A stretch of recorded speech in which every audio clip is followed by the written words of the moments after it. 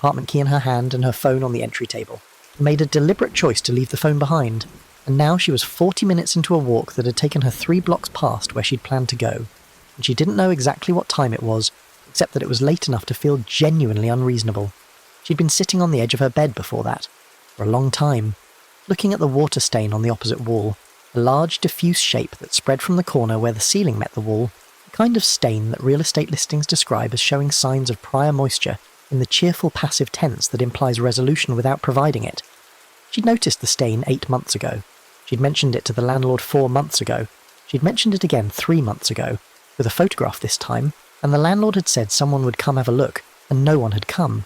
And she'd stopped mentioning it because she'd learned some time in her mid-30s that there was a particular kind of losing that you had to complete internally before the outer situation could stop costing you energy. Let the stain be there. Let the stain have always been there. Stop paying rent inside your own head on the damage someone else was responsible for repairing. She'd given that piece of advice to someone too. She gave it to herself occasionally and found it approximately as useful as most advice given to oneself, which was to say she understood it completely and applied it rarely. The rain fell in a way that wasn't quite falling. More like an atmosphere, cool and saturated, present against the skin rather than landing on it.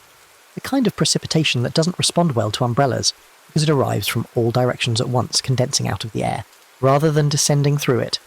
She was wet in a diffuse, total way within the first 5 minutes, not soaked the way a downpour soaks you, but permeated, the mist finding its way into the weave of the t-shirt and the gap between her collar and her neck, and the thin skin above her eyebrows.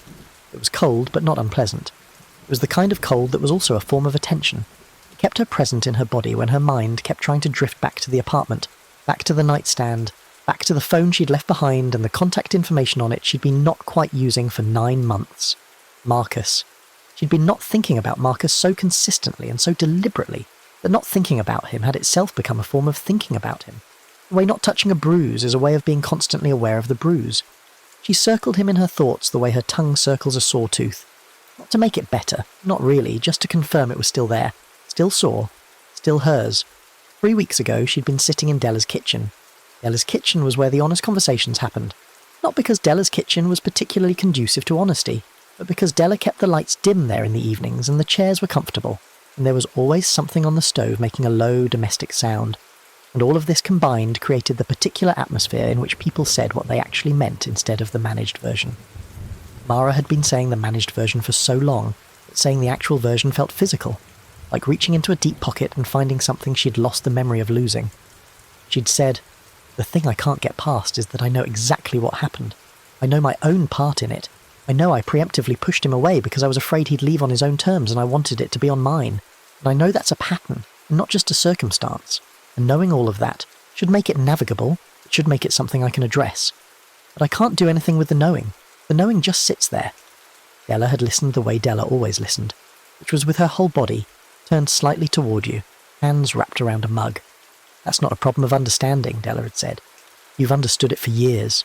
You've understood the pattern, probably since the 2nd or 3rd time you ran it.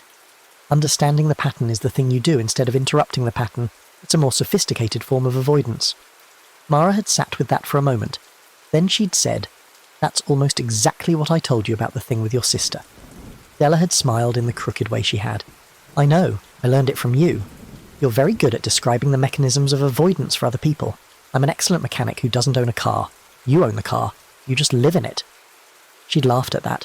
It had felt good to laugh, and then it had felt slightly hollow after, the way laughter feels when it describes something true and the truth is uncomfortable. She walked past the house with the silverware wind chimes. They moved in the wet air with a soft, irregular sound, spoons against forks, the intimate domestic music of a stranger's assembled objects, and past the vegetable garden, which was a grid of muddy wooden frames and a hand-lettered sign that said, "Tomatoes in hope more than statement," its letters blurred by months of weather. She walked past the familiar give in the sidewalk near the Hendersons' driveway, stepping over the tree roots upheaval with the automatic adjustment of long habit, and then past the radius of the familiar and into the part of the neighbourhood she'd never quite learned. The street on the other side of the Hendersons was called Feltham, or possibly Faltham. She'd never been sure and had never needed to look it up because she'd never had reason to go there. It was narrower than Venwick, the houses set slightly closer together, the trees older and larger, their branches forming a partial canopy that even in February retained enough mass to alter the quality of the air beneath. The streetlights here were spaced differently. 2 in a row and then a gap, 2 in a row and then a gap, so that you move through alternating bands of amber light and relative dark, and in the dark bands the shapes of things required more interpretation. She'd been on Feltham for maybe 3 minutes when she saw the chalk. An arrow. Pale, with the slightly blurred edges of something that had been applied in the last hour or two, and hadn't been given time to dry before the mist found it. It was on the sidewalk ahead of her, maybe 12 feet, pointing in the direction she was already going. She stopped and looked at it. It was a very ordinary arrow. Shaft, barb, a deliberate thinning of the line where the drawer had lifted their wrist at the end. Someone's child had been out here this afternoon, or this evening, before the worst of the wet, drawing arrows and circles and whatever else children draw on sidewalks in the unstructured hours between school and dinner. She had a brief, soft image of this.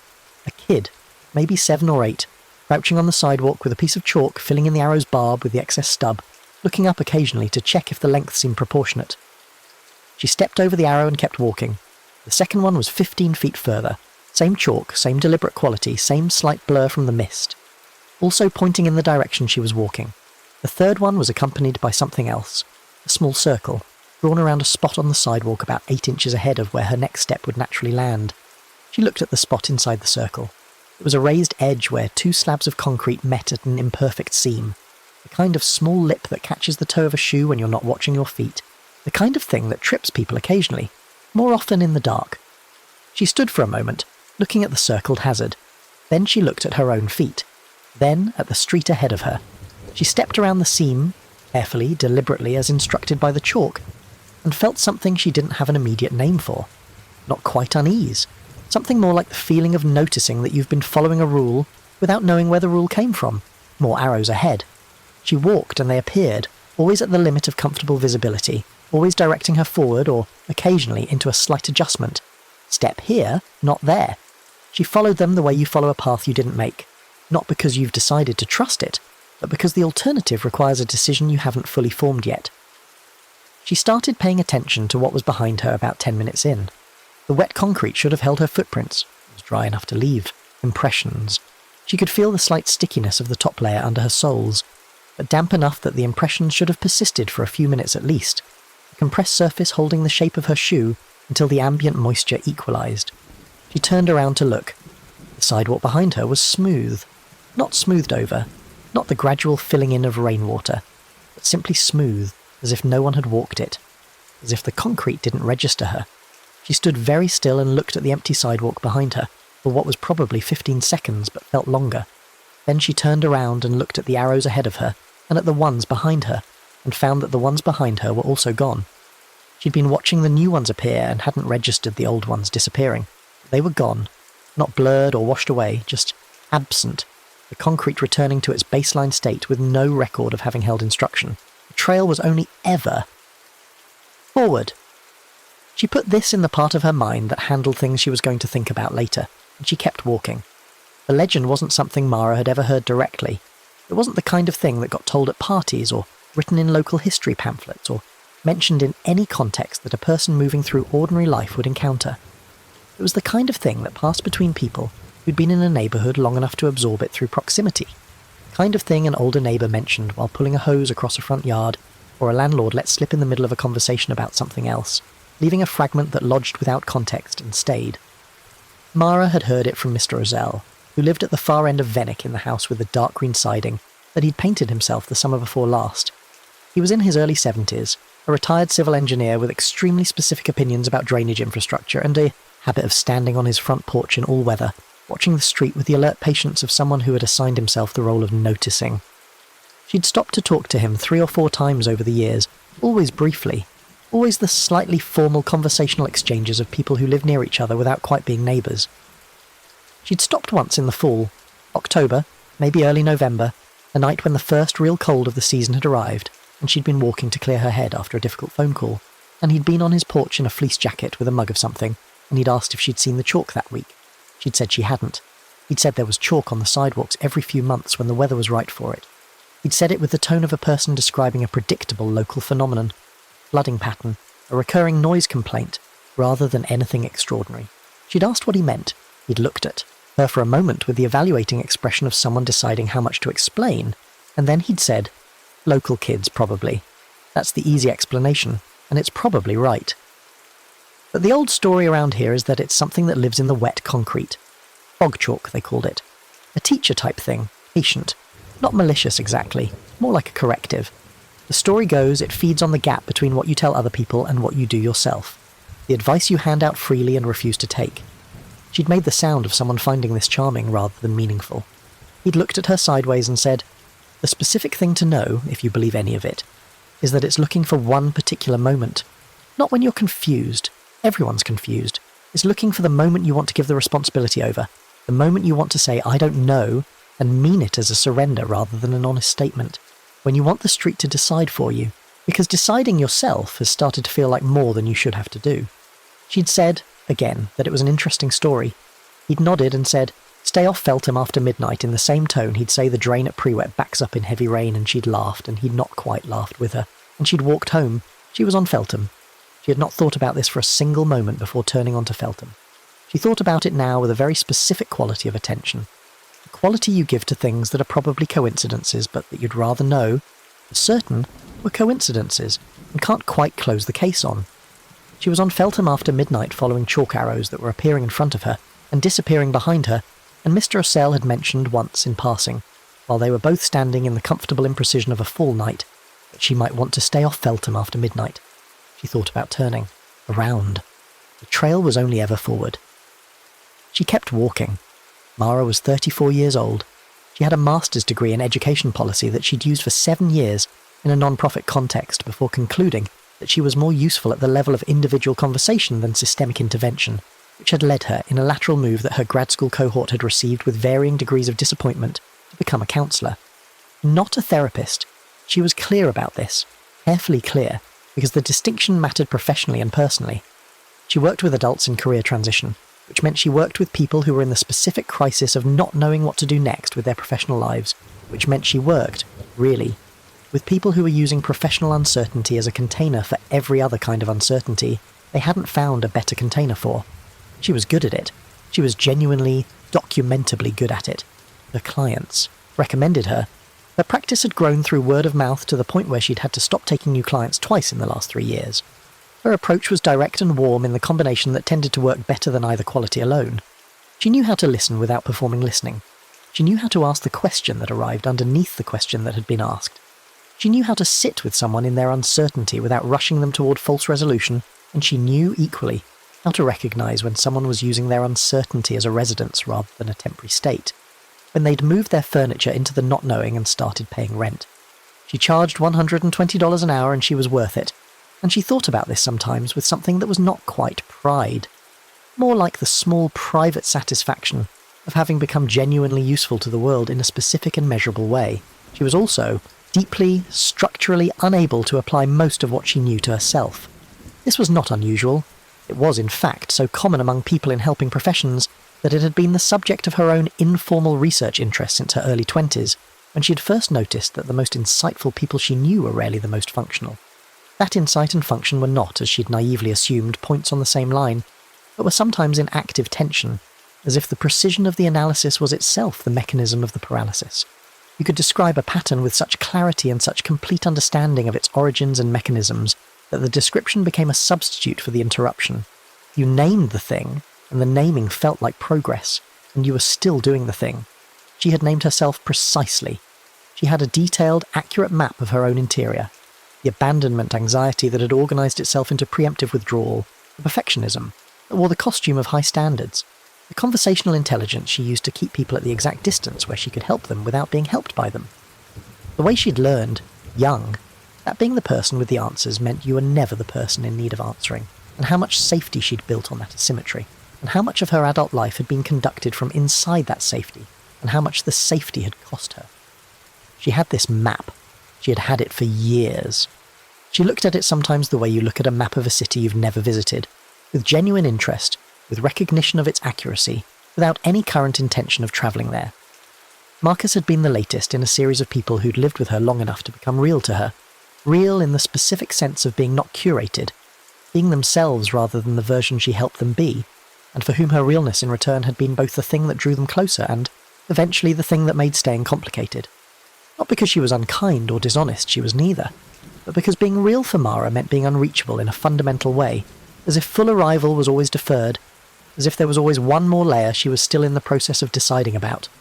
Marcus had said that last morning, after the conversation that had been building for months, "I think you're the most self-aware person I've ever been with. I also think you use that awareness the way other people use stonewalling. You know yourself too well to be challenged and not well enough to be changed." She'd said, "I know." He'd looked at her for a moment and then said quietly, "That's exactly what I mean." She'd understood immediately what he meant. She'd understood it so completely and so instantly that she'd known there was nothing useful left to say, so she'd said nothing, and he'd nodded once slowly, and 3 weeks later he'd moved his things out on a Tuesday, while she was at work, leaving a note on the kitchen table that said, "Take care of yourself, Mara. I mean that literally." She'd folded the note and put it in the kitchen drawer where she put things she wasn't ready to decide about. It was still there. She walked through a band of amber streetlight and into a stretch of relative dark on Feltham, and the chalk arrow at the edge of the dark band was closer to her than the previous ones had been, as if whatever was leaving them had shortened the interval, had determined that she didn't need as much lead time as before. The mist thickened slightly in the dark stretches, visible in the streetlight glow at the edges, as a soft white density that blurred the outlines of the parked cars and the fence lines and the low shapes of the sleeping houses. She heard a sound she couldn't immediately categorize. Low, soft, recurring. Not quite a drip, not quite a voice. Somewhere between a sound the environment made and a sound a presence makes, the kind of noise that occupies the border between ambient and deliberate, that makes you stop walking and tilt your head and say nothing because you're still deciding whether you imagined it. She stopped walking. The sound continued for 3 seconds, 4, 5, and then resolved into what it almost certainly was. Water moving through a downspout somewhere behind a fence, the architectural gurgling of rain navigating old pipes. She exhaled slowly through her nose. She kept walking. The word appeared ahead of her at the edge of the next light. Chalk, like the arrows, but arranged into letters.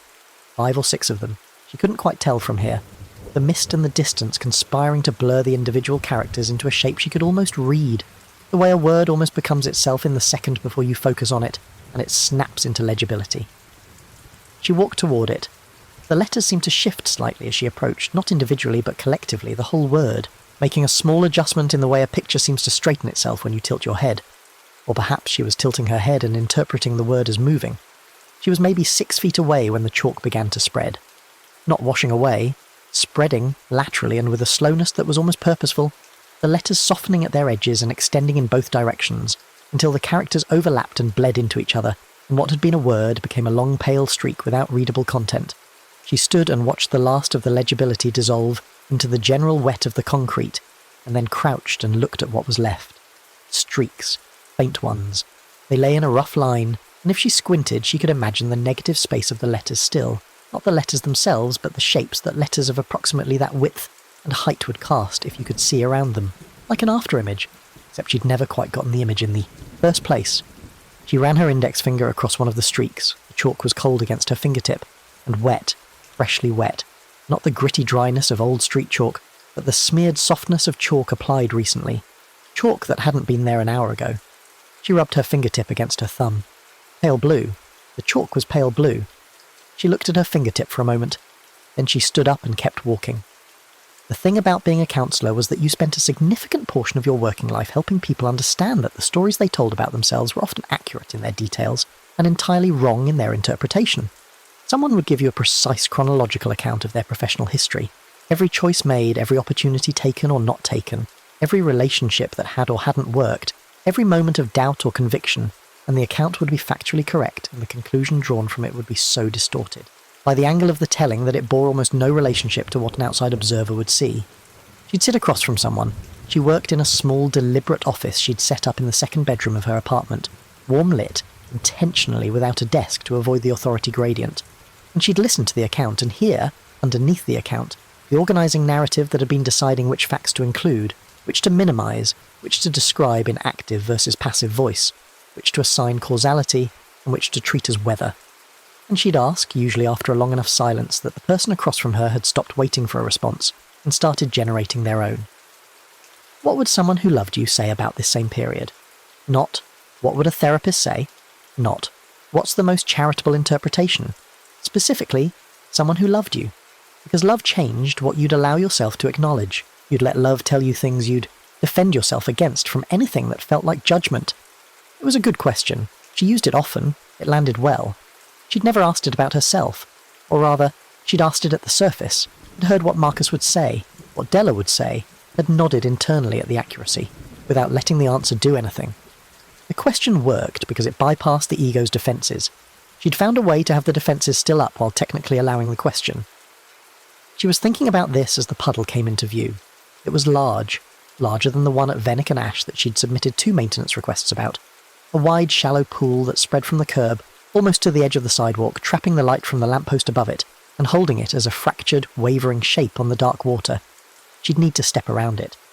She moved to the right, toward the grass verge, and the arrow on the sidewalk curved.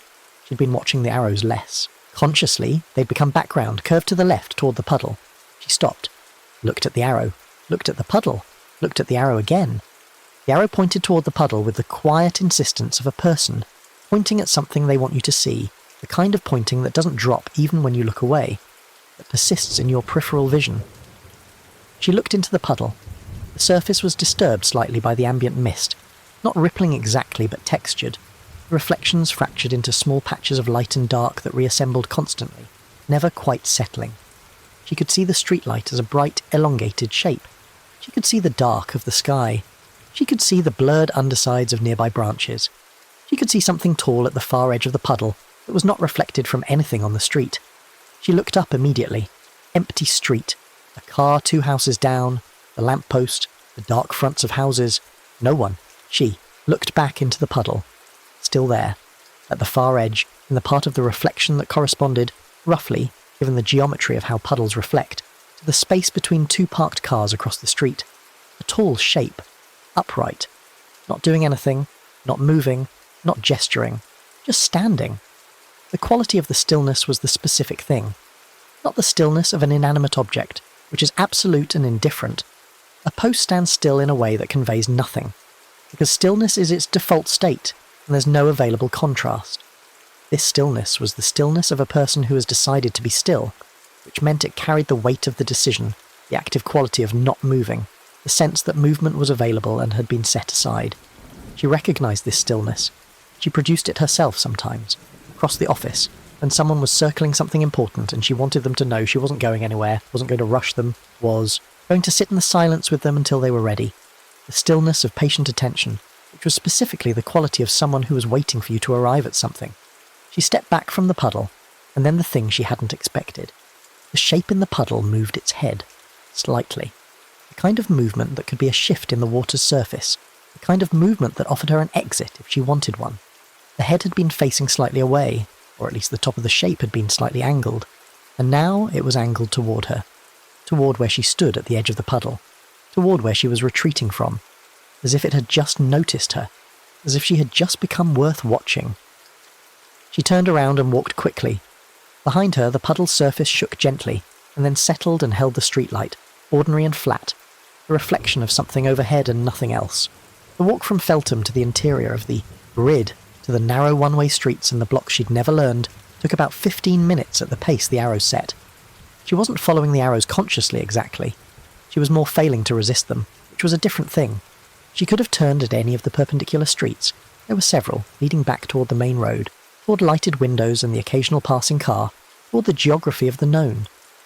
But the arrows continued forward, and forward felt easier, and she was tired in the way that made easier feel like choice. She was thinking, without meaning to, about her mother. Her mother was 61 and lived 4 hours away, in the small city where Mara had grown up, in a house she'd stayed in after the divorce with the particular stubbornness of someone who had built something and wasn't going to abandon it because someone else had left. Her mother was fine. This was the accurate word and the incomplete word simultaneously. She functioned. She worked. She had friends. She gardened with the seasonal discipline of someone who has decided that growth is both the project and the metaphor, and won't be talked out of either. She was fine in all the ways that the question "are you fine" is designed to measure, and in none of the ways that mattered beyond the measurement. Mara called her every Sunday. The calls lasted 35 to 40 minutes, and covered the practical and the slightly personal, and stopped at the edge of the genuinely personal with the shared understanding of 2 people who love each other, and have decided, in the absence of any explicit negotiation, that love in their family registers as reliability and consistency, and not requiring too much. Her mother never said anything that could be interpreted as needing help. Mara never said anything that could be interpreted as struggling. They talked about the garden, about Mara's practice, about local news from the city, about the occasional book one of them had read. Once in a while they talked about Mara's father, briefly, with the careful tone of people discussing an accident that happened long ago and has been adequately processed. The accident had not been adequately processed. Mara knew this. She'd known it since her first year of graduate training, when she'd sat across from her own counsellor, a programme requirement, 18 months of personal sessions, which she'd undertaken with the intellectual engagement of a student and the emotional availability of a locked building, and heard the organising structure of her life described back to her with such precision that she'd gone home and sat on the floor of her bathroom for 20 minutes, not crying, just sitting in the specific quality of being accurately known, without knowing what to do with the knowing. Her father had left when she was 9. He hadn't left dramatically. There was no blow-up she could point to, no single scene that organised the story into a before and an after. He'd simply become less present over the course of a year or two, and then one day he'd been fully absent, and her mother had explained this with the kind of practical calm that was either admirable composure or a model of suppression, depending on how you looked at it. And Mara had watched her mother be fine and had decided, as 9-year-olds decide things, without the decision feeling like a decision, the way the most formative choices are made, that the way you survived someone's leaving was to not require them to stay, that you made yourself sufficient, that you learned to be the helper and not the helped, the knower and not the one who needed knowing, and that way the leaving could only take so much of you because you'd never given so much of yourself to the leaving. She'd been 9 years old and she'd been approximately right, which was the problem. The strategy had worked. It had worked extremely well, for an extremely long time, and the things that work for a long time accumulate a momentum that's very hard to argue with. She'd talked about all of this. She'd talked about it with her own counsellor, with Della, with a few intimate friends, even, in the measured way she permitted intimacy, with Marcus. She'd talked about it accurately and with insight, and she'd continued doing every single thing the pattern prescribed, just with better language for why. The chalk arrow ahead of her curved left. She followed it. The street it led her onto was one she didn't recognise at all. The sign was too far in shadow to read, and the houses here were slightly different in character, older, a few of them with the particular look of having been rented out for long enough that no one felt responsible for them in a personal way. A front yard with a broken fence rail and no particular urgency about the break. A window with a plastic sheet in place of glass, the plastic taped around the frame with the conscientious effort of a temporary solution that had become permanent. A porch light left on above a door that clearly didn't need the light on. The bulb had been left burning so long it had gone slightly yellow, throwing a sickly warmth over the empty steps. She was deep enough into the unfamiliar now that she couldn't quite reconstruct the route back. Not lost. She knew roughly where she was in relation to her street, which was north, probably, or northwest, and she could find a main road by keeping that orientation and walking until the grid opened up, but displaced, in the way that unfamiliar streets displace you even when they're 10 minutes from home. The arrows continued with something she could only describe as patience. They weren't urgent. They weren't insistent beyond their basic function of being there. They just appeared at the limit of her comfortable visibility, doing their job, waiting for her to do hers, which was apparently to walk. She was doing her job. She passed a parked car with fogged windows, the inside of the windshield completely obscured, and she didn't look at it directly, except she did. Couldn't help it. The same way you can't avoid looking at a shape under a sheet. And through the fog she could see nothing except the uniform grey of the condensation.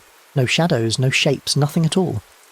She passed a yard with a chain-link fence and a sign that read, "Beware of dog," in the blocky, serious font of signs that mean it, and no dog. The yard was empty, the ground dark and wet. She could see the chain near the fence post, thick chain with substantial links, lying slack on the wet ground. She didn't hear a dog. She passed a house where every window was dark except one on the ground floor, the right side, probably a kitchen or a small living room, where a light was on and the curtains were drawn and the light made the curtains glow faintly from within, a warm amber that she found herself slowing to look at. Something comforting in a lit window in an otherwise dark street, even in someone else's house. Especially in someone else's house, maybe. The warmth of other people's insides, viewed from the outside, the knowledge that someone was awake and indoors and probably fine. She'd always found that comforting. Even as a child, walking home from Della's house, they'd been friends since they were 11. In the early dark of winter evenings, she'd liked the lit windows, liked the small contained domesticity they implied, the meals and conversations and ordinary evenings they held behind the glass, the simple fact of people being in their houses together, not needing anything from outside. She told Marcus, once, that the loneliest she'd ever felt was the summer she'd lived alone for the first time at 23, in an apartment where she could see into the kitchen of the building next door. She could see the other kitchen from her kitchen window. 2 people, a couple, making dinner every night with the small choreography of people who had learned each other's movements, who knew without speaking who was going to the refrigerator and who was staying at the stove and which drawer the thing they needed was in. She'd watched them sometimes while she ate at her own table, alone, and what she'd felt wasn't loneliness exactly. She'd lived alone by choice. She'd liked her life. She hadn't been sad. What she'd felt was awareness. Just a clear and unsentimental awareness that there was a form of life she wasn't living, and she'd looked at it from her kitchen window with the same detachment with which she looked at the chalk arrows now, understanding what they were pointing at without going there. Marcus had said, "You know that's a choice you make, right? Living in the kitchen window." She'd said, "I know." He'd said, "Knowing seems like a very big part of your personal mythology." She'd said carefully, "That's a little reductive." He'd said, probably in the tone of someone who'd said the thing they meant to say and didn't need to argue for it. She'd changed the subject. She did it smoothly. She was very good at smooth subject changes, a skill she'd developed young and refined professionally. And they'd talked about something else, and she hadn't returned to it. She thought about it constantly. She thought about it right now, on this unnamed street she'd never been on before, following chalk arrows that disappeared behind her, while the rain fell in its non-falling way, and the mist moved between the houses and the puddles held their ambiguous reflections. She thought, Marcus was right, and I knew he was right, and I changed the subject, and I'm still in the kitchen window. She thought, I have been in the kitchen window my entire adult life. She thought, I am very good at knowing things. She thought, I am standing at the edge of a puddle again. She looked down. She'd stopped walking without noticing. She was at the edge of another wide, shallow pool, this one near a clogged gutter on the unnamed street, the water deeper than the previous puddles and correspondingly darker, more mirror-like. The rain-disturbed surface had settled to a low, continuous motion, not still, but close enough to still that the reflections were clearer than before. She could see the lamppost above her with unusual precision, its shape elongated by the curve of the water's surface. She could see the dark stripe of the road. She could see a parked car whose windshield was clean this time, empty, showing the empty street behind her. She could see the silhouette. It was closer, substantially closer than the previous puddle. Closer in the way that something getting closer represents a changing quality, rather than just distance. Not simply nearer, but more present. More specifically itself. Before it had been a shape she could have talked herself out of. Tall, still. Possibly a fence post or a stop sign viewed at an odd angle. Possibly a distortion of the light through the fractured surface.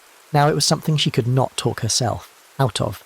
It had proportions. It had the proportions of a standing person of above average height, and those proportions had a specificity that didn't waver as she watched, that held their form through the surface's low motion, with the stability of something real rather than the instability of a reflection playing tricks. Its posture. She kept coming back to its posture. She kept coming back to it because the posture was doing something that frightened her, in a way the silhouette itself hadn't quite achieved.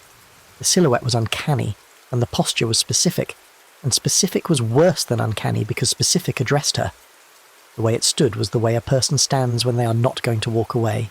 Not impatient, not waiting to be served, waiting for an appointment, waiting for a light to change, waiting in the way a person waits when they have decided that the waiting is itself the point, that the waiting communicates something the approach would terminate. She thought about Mr. O'Sell. She thought about what he'd said. It's looking for the moment you want to give the responsibility over. She did not look up from the puddle. She was afraid if she looked up, the street would be empty, and empty would be worse now than occupied would have been, because empty meant she'd been talking herself into it, building the whole structure from nothing, and she was in no state tonight to be told that her interpretation was the problem. She was also afraid that if she looked up it wouldn't be empty. She stood at the edge of the puddle and neither looked up nor looked away, and in the puddle's surface the silhouette was there, still, patient, inclined slightly toward her the way a teacher inclines. She kept thinking teacher, kept landing on teacher, because it was the right word and she didn't entirely want it to be the right word. And then one more thing happened that she was not prepared for. The silhouette pointed, not at her, sideways along the puddles, surface toward the right edge of the reflection, toward a point beyond the physical puddle, beyond the gutter's edge, toward the sidewalk further ahead. A single, extended arm. The gesture of someone indicating a direction, not urgently, not imperiously, the gesture of a person saying, it's that way, the way you gesture at a crossroads when someone lost stops to ask for directions. She stood there for a long time. Then she looked up. Empty street. Cars. Houses. Lamppost. Mist. She looked right, in the direction the puddle reflection had indicated. Chalk arrow, pointing right.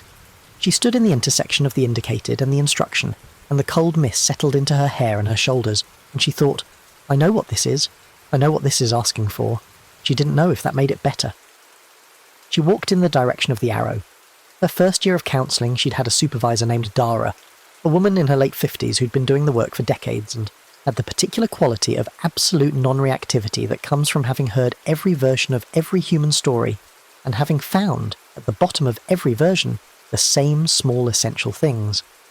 Dara had supervised her with the minimal intervention of someone who understood that good supervision was mostly about not getting in the way. But there had been one moment, early in their first year, that Mara had returned to often. Mara had presented a case, a mid-career man in his 40s dealing with the aftermath of being passed over for a promotion, and she'd given the summary clearly and professionally, and analysed the dynamics with the fluency of someone who'd been thinking about it carefully.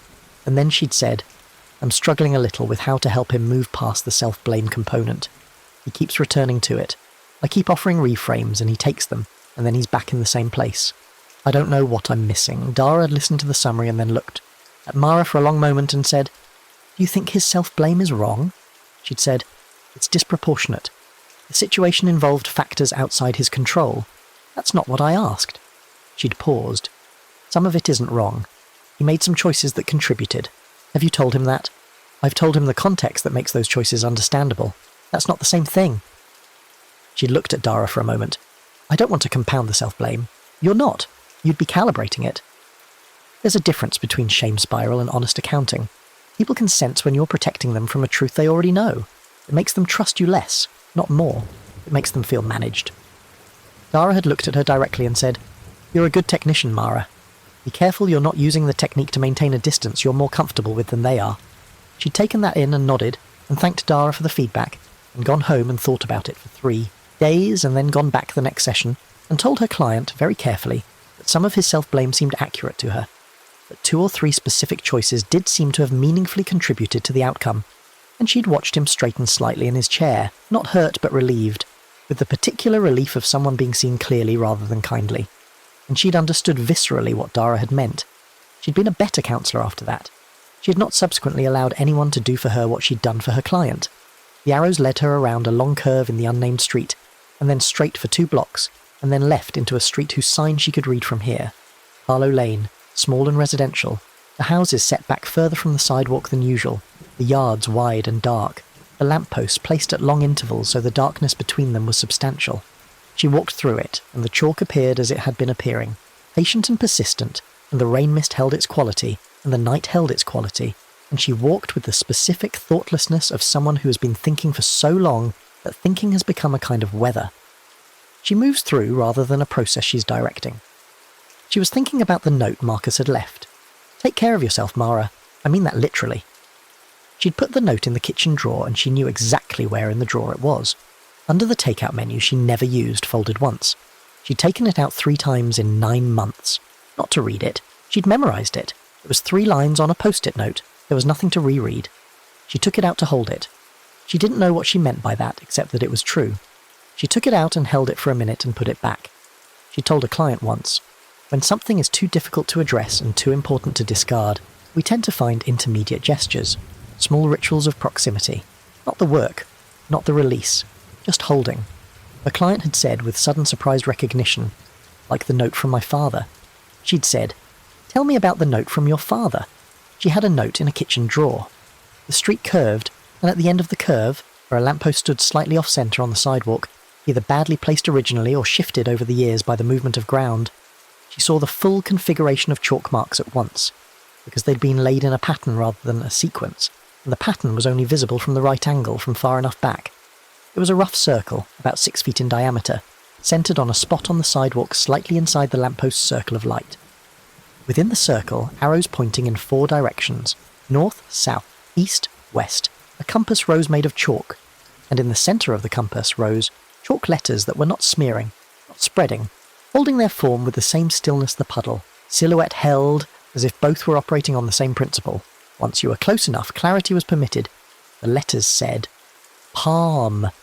She stood at the edge of the large chalk circle and looked at the word in the centre. It was written in the same chalk, the same pale blue, slightly larger than the arrows, readable from where she stood, clearly intended for the distance at which she was standing. Palm. She looked at her right hand. It was cold. The mist had settled into her skin, and she'd been balling her hands loosely as she walked, The way you do when you're cold, but not quite cold enough to put your hands in your pockets, and her palm was slightly pink from the cold and from the loose fist. She thought about Mr. Ocell. If the chalk marks start forming a path for you, you must stop under the nearest light, place your palm flat on the wet sidewalk for one full breath. She was standing under the nearest light. She stood there for a long time, 2 minutes, maybe 3. Long. Enough for her to cycle through the reasonable interpretations and discard them. Long enough for her to have the thought this is a children's game and know she didn't believe it. Long enough for the chalk circle to just be there, patient, lit, while she stood outside it in the cold mist and her sneakers drew the damp of the concrete up through their thin soles. She thought, what am I more afraid of, doing this or not doing it?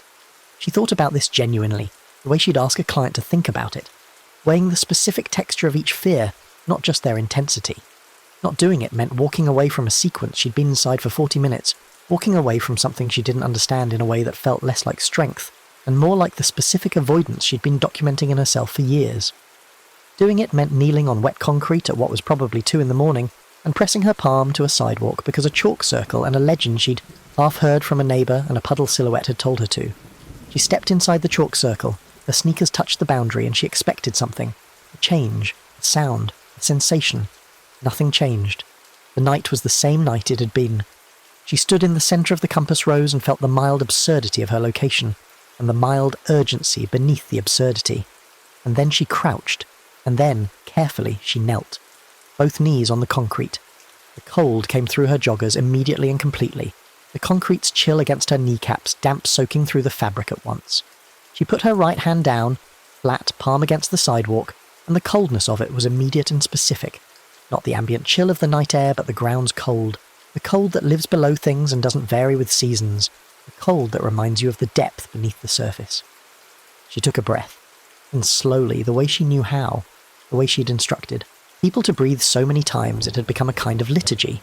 Not in quickly, not a gasp or a brace, but a real inhalation, taking time, the lungs doing their actual job rather than the emergency version. And then out, the same way, slow and full, not pushing the air out but releasing it. The palm was flat on the cold, wet concrete. She was kneeling on the sidewalk on Carlow Lane in the mist at 2 a.m, and there was no one to see her, and the chalk circle was around her, and the lamppost was directly above, and her hand was pressed to the wet ground, and she thought about what she would tell herself if she were someone else. She thought about Marcus's note. She thought about the note in the kitchen drawer. She thought about what it meant that she'd taken it out 3 times to hold it, and what it meant that she couldn't say, I'm sorry and I know what I did, and I'm working on it, without also needing to control the outcome, without also needing to know before she started. Whether the message would be received the way she meant it, whether it would reopen something better left closed, whether the honesty was worth the vulnerability of the honesty being rejected. She thought, the reason you haven't written the true message is not because you don't know what it says. She thought, you could write it on your notes app and not send it. You could write the true one and see what it says. You don't have to send it tonight. You don't have to send it at all. You just have to write the one that's true. She thought, and you have to stop performing the grief to Della and start actually grieving. You have to let it be ungainly and not insightful, and not demonstrate your self-knowledge. You have to let Della hand you the paper towels for once, she thought, and you have to call your mother about the thing. Not the garden, the thing.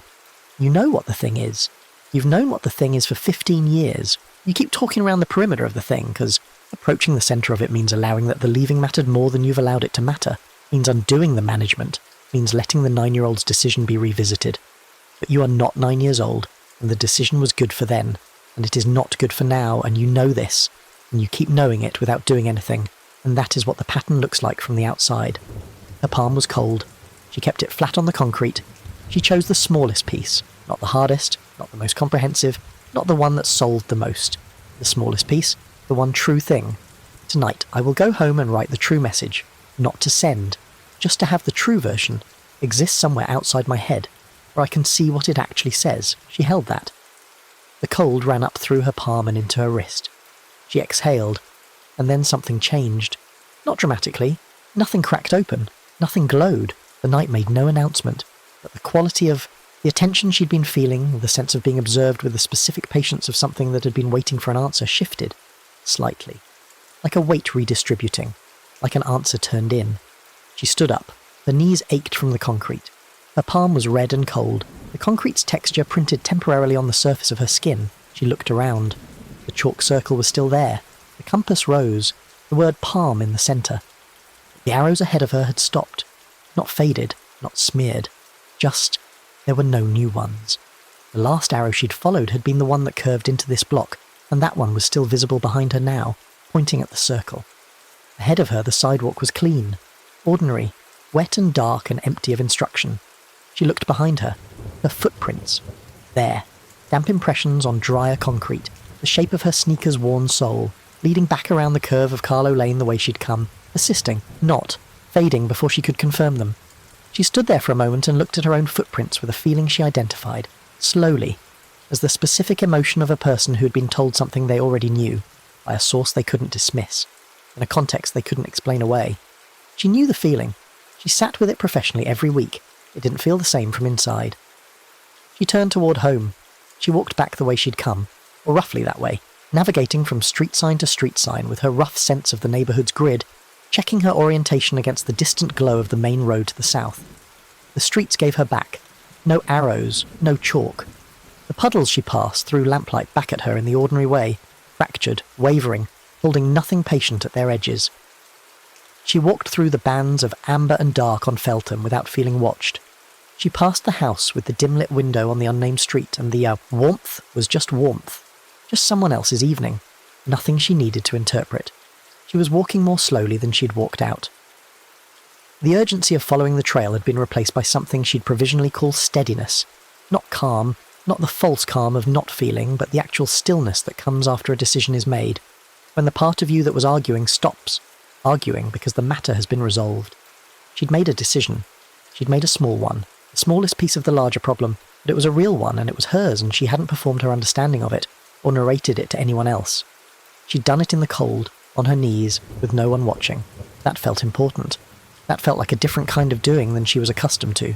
She found Vennick by the wind chimes, heard them first, their irregular silver sound carrying through the still air from 2 houses down, and turned onto the familiar street with the light feeling of almost home. The houses she knew, the tree root she stepped over automatically, the Henderson's driveway and beyond it, her own front step, the light still on, the yellow square in the dark. She stopped for a moment on the sidewalk outside her own house, and stood in the mist and let the night be what it was. The neighbourhood was quiet in the way neighbourhoods are quiet at this hour. Not silent, but all the sounds at low volume, private, not intended for her. A dog shifting in a house across the street, a gutter's soft report, the distant modulation of a traffic light's mechanical sound 2 blocks over. Everything in its place, everything doing what it was for. She'd been outside for almost 2 hours. She went inside. The hallway was warm in a way she felt immediately after the extended damp of the mist, and she stood on the mat and took off her sneakers and left them angled against the baseboard. Her socks were wet through.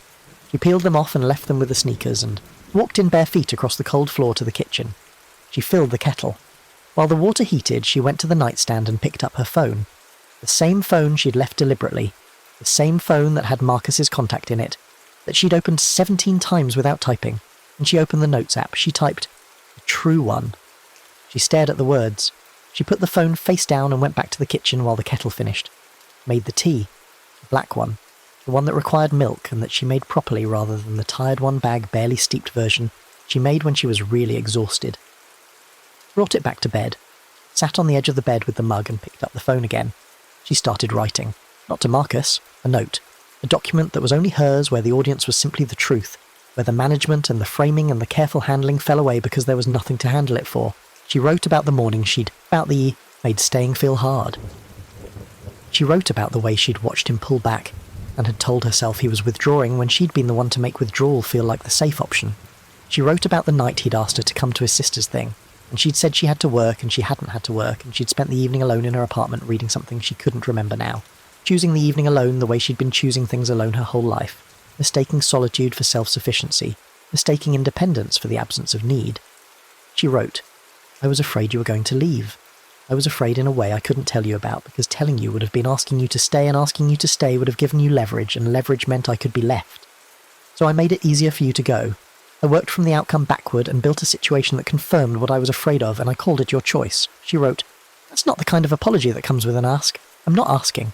I just needed the true version to exist somewhere so I could stop carrying it as something that hadn't been said." She looked at what she'd written for a long time. She saved it. She drank her tea. The water stain on the wall across from her was still there, still its ambiguous shape, hand or tree or neither. She looked at it without trying to decide what it was. It was just a stain. It was a stain she needed to deal with, and she would deal with it, and in the meantime it was just a stain. She thought about her mother. She thought about the Sunday call. She thought about the garden and the safe perimeter of topics, and the particular warmth they had for each other within those topics. Genuine warmth, love that had never been in question. Only the depth of it, only the layers beneath the warm surface, only the conversation that had been waiting for 15 years in the same way her own true message had been. Waiting in a drawer under the takeout menus. She thought, I will call her on Sunday and I will say, not the full thing, not the whole excavation, not this Sunday, but I will say, there's something I've been meaning to talk to you about. Not about Dad exactly, about what I decided when he left, about the decision I made at 9 years old and the way I've been living in it. I want to talk about it. Not yet, but soon. I want you to know I want to. That was the one true thing, not the conversation itself, the announcement of the intention, the smallest piece. The real first step rather than the rehearsed version that never left the shower. She set the mug on the nightstand. She lay down on the bed, not the sitting on the edge position she'd been in for 40 minutes earlier, but actually lying down, head on the pillow, legs extended, and pulled the blanket up and closed her eyes. Outside, the mist moved through the neighbourhood in its slow, purposeless way. She fell asleep within. 10 minutes, which was not normal for her. Normal for her was 45 minutes to an hour of careful wakefulness, and the sleep was the solid kind, without the anxious near surfacing she usually experienced in the first hour.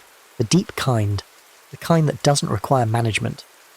The next morning she called Della at 8:30. Della answered on the third ring with the voice of someone who'd been awake but hadn't fully arrived yet, and Mara said, I went for a walk last night and something happened and I need to tell you about it, but first I need you to know that I'm going to be the one talking, and you're going to be the one listening, and I'm going to try not to make it into a case study. There was a pause on Della's end. Then Della said, Okay, I'm going to need the paper towels, Mara said. Another pause, longer this time, and then Della said, in the voice she used when she understood something fully, I've got them. I've had them for years. Go ahead. Mara talked for 40 minutes. She didn't make it into a case study. She was not entirely successful at not making it into a case study. Old habits are old for a reason. But she caught herself twice, and backed up, and said the less analysed, more simply felt version instead. And Della listened and said almost nothing, and at one point Mara noticed that she was crying. And it was the structural cry, the foundation of the building kind, the one she'd been waiting for, and it was as ungainly as she'd feared, and it didn't have language, and it wasn't insightful, and she didn't manage it. She just let it be what it was. When it was done, she said, Sorry. Della said, Don't. She said, Right. She said, Right. Again. And then she laughed, the kind of laugh that comes after tears, which is the most honest laugh there is. She didn't send the message to Marcus that morning, or that week. She took the note out of the draft folder 2 weeks later, and read it again and thought about it for 3 days, and then she edited it, not to manage it, but because some of it was more elaborate than it needed to be, and the truest version was the shorter one, and she sent it on a Thursday afternoon in the early spring, when the weather had finally made its commitment. She didn't tell him to respond. She said, I don't need you to reply to this. I needed to say it clearly, and it feels important that you have it. And then the true part, unchanged from the note on Carlo Lane. I made staying hard because I was afraid of being left. I worked backward from the outcome I feared and produced it. I'm sorry, that's the whole thing, he replied 4 days later. He said, Thank you. This is the most honest thing you've ever said to me. I think you know it isn't an opening, but I'm glad you said it, and I'm glad you're... And then a pause in the message, a gap before the last words, like he'd stopped and started. I'm glad.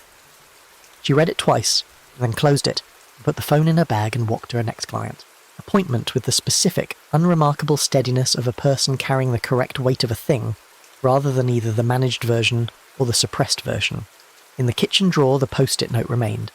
She didn't need to hold it anymore. She left it in the drawer the way you leave completed things in the places where you put them when they were ongoing. Not as a relic, but as a record. This was here. This was real. It has been addressed. She called her mother the following Sunday. They talked about the garden for 12 minutes. An improvement in the tomato situation, apparently a new approach to soil preparation, and about Mara's practice and about a book they'd both been meaning to read. And then Mara said, Mum, I want to have a conversation with you at some point soon. Not today, but soon. About Dad leaving and about... She paused, found the exact words. About the conclusion I came to when I was 9 about how to make sure being left couldn't hurt me. Want to talk about it? Silence on the line, not hostile silence. The silence of someone receiving something they'd been expecting for a long time and weren't entirely sure how to receive. Her mother said, "I've been wondering if that conversation would happen." "Yeah?" "Yes," a breath. "I've been waiting for you to be ready for it." "I'm getting ready," Mara said. "That's where I am. Not there yet." "Getting there." Her mother said, "Okay." And then, in a different register, softer and more specific, "I'm glad." They talked for another 15 minutes about easier things, and it was fine, it was warm, it was the call they usually had, except that something underneath it had shifted.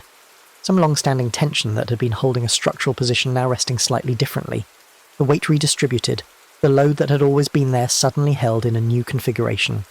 Not lighter, more honestly supported. She said she loved her. Her mother said she loved her. She sat with the phone in, her lap after the call, and let the Sunday morning be what it was. Her apartment, the light through the windows, the ordinary morning sounds of a neighbourhood waking up. The stain on the wall, still there, still unaddressed by anyone but now on her list in a genuine sense, noted in the way real things get noted when you've cleared enough space in your interior life to actually attend to the external one. She'd be calling the landlord Monday. Weeks later, she walked past Feltham Street on her way back from a client's location. She did occasional home visits for clients with mobility limitations, though she charged travel time and had learned to set that boundary early. She'd taken a different route than usual and found herself on the corner of Feltham and the cross street, the narrow residential grid she'd been lost in on the night of the rain. She stood at the corner. The street in daylight was completely different, which was the way streets in daylight always differ from their nocturnal versions, the same bones but different flesh, the darkness having lent them a solidity that the afternoon light dissolved into ordinary residential gentleness. The houses were just houses, the sidewalks were just concrete, somewhat aged, with the usual cracks and lifted sections and faded marks of a surface that had been living in weather for decades. She walked a few feet down Feltham, looking at the sidewalk. She wasn't sure what she expected to find. Not chalk, obviously, not in dry late spring weather months after a February night, not on a sidewalk that the city's sanitation cycles would have cleaned half a dozen times by now. She was looking in the way you look at a place where something happened when the something can't be confirmed by evidence, wanting to know if the place remembers even if you can't. The sidewalk gave her nothing. It was concrete. It had been concrete. It would be concrete. She looked at one particular spot near a lamppost she thought she recognised, though she wasn't certain, all lampposts looking somewhat alike in daylight, and she tried to remember the precise location of the chalk circle, the compass rose, the word in the centre. She couldn't place it exactly. The geometry of her memory of that night was slightly distorted, the way dream geography is distorted, correct in emotional proportion, but imprecise in spatial fact. She stood there for a moment. Then she walked home. Mr. Assel was on his porch when she reached the end of Venwick. He was always on his porch. It was one of the reliable coordinates of the street, as dependable as the wind chimes and the aspirational vegetable garden. She slowed as she passed his house. He looked up from whatever he was reading, a folded newspaper or what looked like it, and said, "Evening," she said. "Evening." There was a pause in which the normal social physics of the moment would have carried her forward, but she didn't move forward. She said, "I went to Feltham a few months back, in the rain."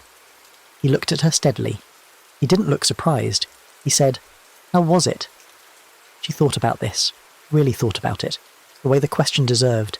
"It was useful," she said, "in a way I didn't expect and couldn't have planned for." He nodded once. "The thing you said, about what it's looking for, the moment you want to give the responsibility over." "Yes." "I was close to that," she said. "Closer than I wanted to be." "That's usually the criterion," he said. "It doesn't come out for mild inconvenience." She laughed, a short, genuine sound. "Did you stay on the block?" he asked. She said, "I went home." He said, "Good." Not with relief. Matter-of-factly, the way he might say good drainage or sound foundation. She stood on the sidewalk outside his house for another moment and then said, "Thanks for telling me." He said, "I tell everyone. Most people don't go that far down the street." She said, "I know. I'm a walker." He made the not quite laugh he'd made before, so I've noticed. She walked the rest of the way home, late summer. Warm evenings, long light, the neighbourhood at its most social. People on front steps and front walks, the sound of someone's backyard conversation audible over fences, the smell of someone grilling 2 or 3 houses over. She walked in the evenings now not to escape the apartment, but because the evenings were good, and she liked to be in them. She was thinking about a client. She was often thinking about a client on evening walks. It was a habit she'd tried to break and had come to terms with, noting it and letting it pass rather than suppressing it. A woman in her mid-40s who'd been in the practice for 6 weeks, and who was, Mara had come to see, in the specific place where someone has understood the mechanism of their problem and not yet interrupted it. The understanding was full and accurate. The interruption remained future. Mara knew this place. She was intimate with this place. She knew what it looked like from outside, had sat across from it many times, and now she also knew, in a way she hadn't before, in the specifically embodied way of having been there, what it looked like from inside, what it felt like to be cold concrete under your palm, what it felt like to say the true thing out loud to yourself in the silence of a chalk circle on a wet street, knowing no one would hear and having to say it anyway, into the cold air, or in the silence, or just in the pressure of the palm. She thought, the next session I'm going to tell her I've been in the same place. Not the circumstances.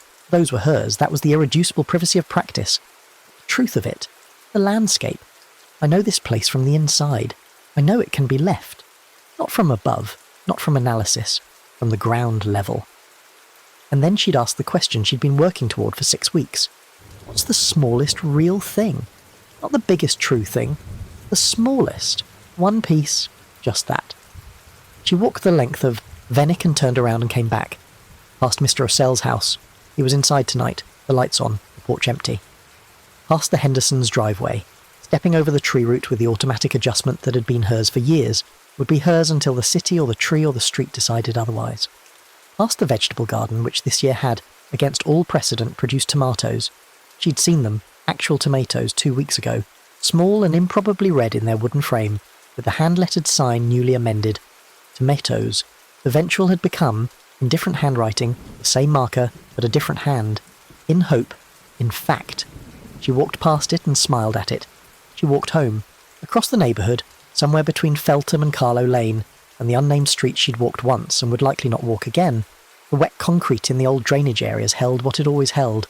The movement of water, the memory of pressure, the patience of surfaces, that register everything and announce nothing.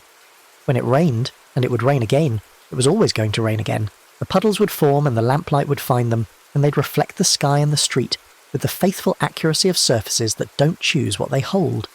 If you looked into them at the right hour, in the right weather, with the right particular quality of unsettledness, the specific unsettledness of someone who knew what they needed to do, and was still finding reasons not to do it, you might see a shape at the edge of the reflection that was patient in a specific way.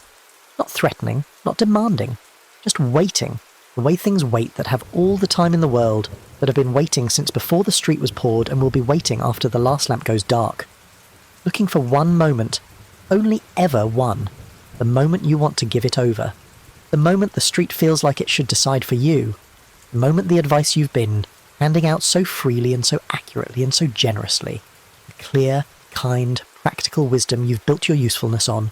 The moment that advice turns around and faces you, and you have to decide whether the intelligence you've been performing is a thing you're willing to inhabit. Most people don't go far enough down the street for it to matter. Most people feel the slight uncanniness of the chalk arrows and dismiss it and turn back toward the familiar, and the night lets them go without incident because the night is not punitive. The night is patient. Patience is not urgency. If you turn back, the patience simply resets. If you turn back next time too, same. There's no accumulation of missed appointments. No balance that comes due. The invitation extends indefinitely. But if you go far enough, if you follow the arrows past the reasonable point, past the point where the explanation as children's game or coincidence or mist hallucination can still hold its shape, the thing that's been following the sequence of your walking pays attention in a different way, becomes more specific. The puddle reflections clarify. The silhouette resolves its posture into something unmistakably deliberate, unmistakably toward you. And then you're at the circle, in the light, with the cold concrete under your knees and the choice in front of you. Most people, even most people who get that far, choose to break the silence. Not because they're weak. There's nothing weak about it. Because the silence asks something almost impossibly difficult. To arrive at your own advice without the protection of having an audience, without the performance of wisdom, without the mutual comprehension of the advice-giving ritual that has always guaranteed you before now that the clear-eyed version of the situation was the version you were offering someone else, and the confused, stuck version was the one you were managing in yourself. In the silence of the circle, those versions have to become one. You have to be the client. That's the thing. That's the whole thing. Not the chalk, not the puddle, not the silhouette with its teacher's posture, not the legend, not the mechanism of the night, or the name people gave it, or the story Mr. Osell told on his porch to people who might need it. All of that was delivery. All of that was the form the question took. The question was simple. The question was the same question she asked in her dim, warm office after the right kind of silence to the people who'd been in her care long enough to trust the question. What would someone who loved you say about this? The question was, what do you already know? And the sub-question, the one beneath it, the one the cold concrete asked in its wordless way against the flat of her palm, now that you know it, what are you going to do? Mara walked in the evenings. She had always walked in the evenings. She would keep walking. There were streets in the neighbourhood she still didn't know, streets whose character she hadn't learned, streets with their own small rhythms of light and dark and drainage, and the particular personalities of the houses that lined them. She walked them with the easy attention of someone who wasn't trying to get anywhere except through the evening air, who liked the lit windows and the wind chimes and the aspirational gardens and the old lampposts with their amber haze, who liked the neighbourhood being what it was, imperfect, familiar, full of small lives being conducted behind closed doors with no audience.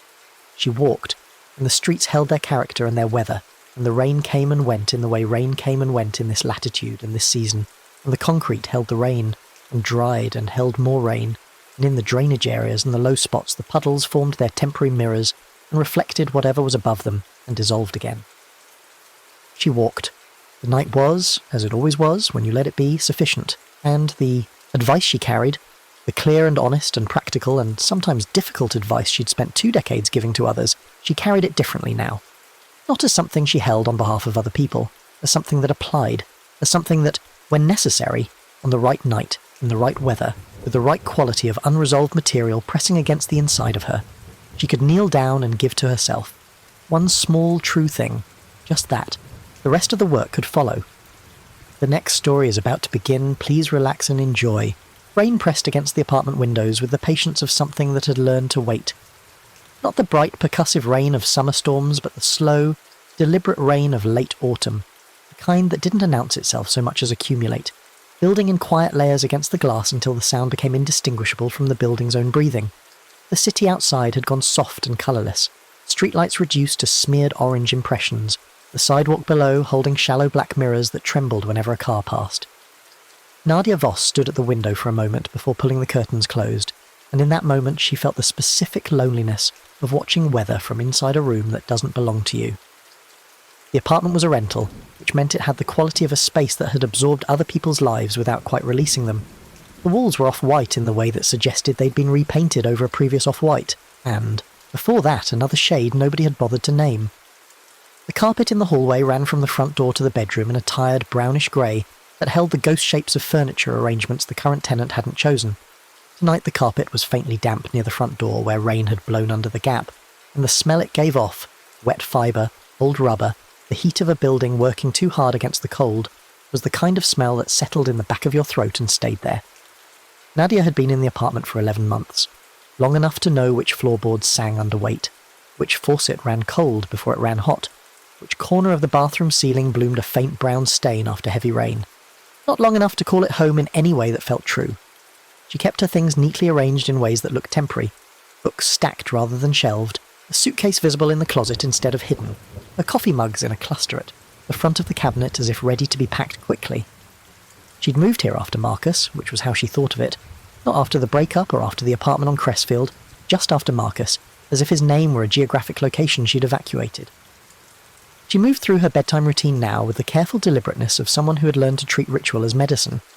She washed her face in the bathroom, watched the water run cold, then warm, patted her skin dry with a towel that smelled of the lavender detergent she bought specifically because the smell was supposed to calm the nervous system. She had read this in 3 separate places and had decided to believe it the way you decide to believe things that are harmless to believe. She brushed her teeth standing slightly sideways, not looking directly at the mirror, which was a habit she'd developed without meaning to, and had never examined too closely. She took her phone off the bathroom shelf and set it face down, on the bedroom nightstand, which was the last step in what she privately called closing the channels, the act of making herself unreachable so that she could, in theory, rest. The bedroom was dark except for the clock on the nightstand, which glowed a low, undemanding green, and the thin line of orange streetlight that pressed under the curtains. The rain had softened everything. The distant traffic, the plumbing in the walls, the occasional creak of the building adjusting its weight, into a kind of auditory padding that should have felt safe. Usually it did feel safe. Tonight it felt like padding inside a box. She stood at the side of the bed and looked at it with the expression of someone reviewing a contract they'd already signed. The sheets were clean, she'd changed them 4 days ago, but 4 days felt like long enough to justify the thought of something fresher. This was Nadia's specific brand of sleep anxiety, the conviction that the physical environment needed to achieve some precise quality of cleanness, coolness and order before her body would permit unconsciousness. The therapist she'd seen briefly after Marcus had called it hypervigilance, which was a clinical word for the feeling that if she let down her guard for one moment, something would slip through. The therapist had also suggested that the excessive sheet changing and pillow flipping and window checking and curtain adjusting were ways of enacting control in a space that felt fundamentally uncertain. Nadia had agreed with this assessment and then continued doing all of those things, because understanding a behaviour and stopping it are related in theory and completely separate in practice. She decided on the pillowcase, not the full sheet change, as that felt excessive, and she was already tired in the specific hollow way that comes from a day of suppressing things. But the pillowcase, which was the part that pressed directly against the face, and if you were going to be deliberate about anything, the part that pressed against the face seemed like the right place to start. The linen closet was in the hallway, between the bathroom and the bedroom, a narrow door that opened inward and was easy to overlook because it was painted the same off-white as the surrounding wall and had a handle so small it looked like an afterthought. Nadia pulled it open and reached for the light inside, a bare bulb on a pull string that threw a hard, unglamorous light on the folded contents of the shelves. She had organised the closet when she moved in, something the previous tenant apparently hadn't done, or had done, and then abandoned. The shelves held her linens in stacked rectangles, fitted sheets with their awkward folded corners, flat sheets, pillowcases, 2 extra blankets in compression bags, a spare set of towels. The whole thing smelled of the lavender detergent, and beneath that something older, a building smell, a history smell, the neutral ghost of other people's clean laundry. The air inside the closet was slightly cooler than the hallway, which she had always attributed to the fact that the closet shared an exterior wall, though she had never verified this. She found a pillowcase on the second shelf, unfolded the top one from its neat stack, and stood for a moment in the hallway light holding it between both hands with the small satisfaction of someone who has accomplished the preparatory step of a larger plan. That was when she felt the warmth. It was subtle enough that her first instinct was to dismiss it, to file it under the category of sensory noise that tired people misinterpret, because tired people are unreliable witnesses to their own experience. But it didn't fade the way a misreading should. It stayed, a temperature in the fabric that was too present to be ambient, too specific to be the warmth of the closet air.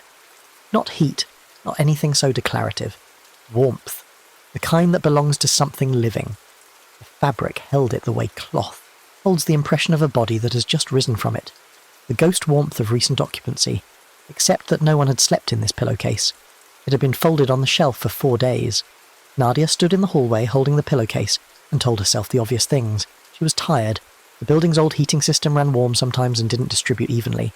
She had just been standing near the radiator in the bathroom. None of these explanations felt quite right in the way that none of them felt quite wrong, which is the most unsettling kind of explanation. She shifted the fabric between her hands, testing the warmth, mapping where it was strongest. It seemed strongest at the centre, which was where the folded fabric was thickest, which suggested an internal source rather than a surface one, which was not a thought she chose to complete. Behind her, the closet door clicked shut. She turned. The door was closed. Not swinging, closed, as if it had been pulled by a hand and released at the exact angle that produced a latch. She looked at it for 3 full seconds. Old hinges, she thought. Building shifts. The rain changes pressure systems. Pressure systems move air. Moving air in an old building does things to doors that aren't level in their frames. And every door in this apartment was at least slightly off level in its frame because the building had been settling for 60 years and would presumably continue settling until one of them gave out first. This was the explanation, and it was a good one, and she chose it. She carried the pillowcase into the bedroom. She changed the pillowcase standing beside the bed, pulling the old one off first and folding it over the footboard because she was too tired to walk it to the hamper immediately.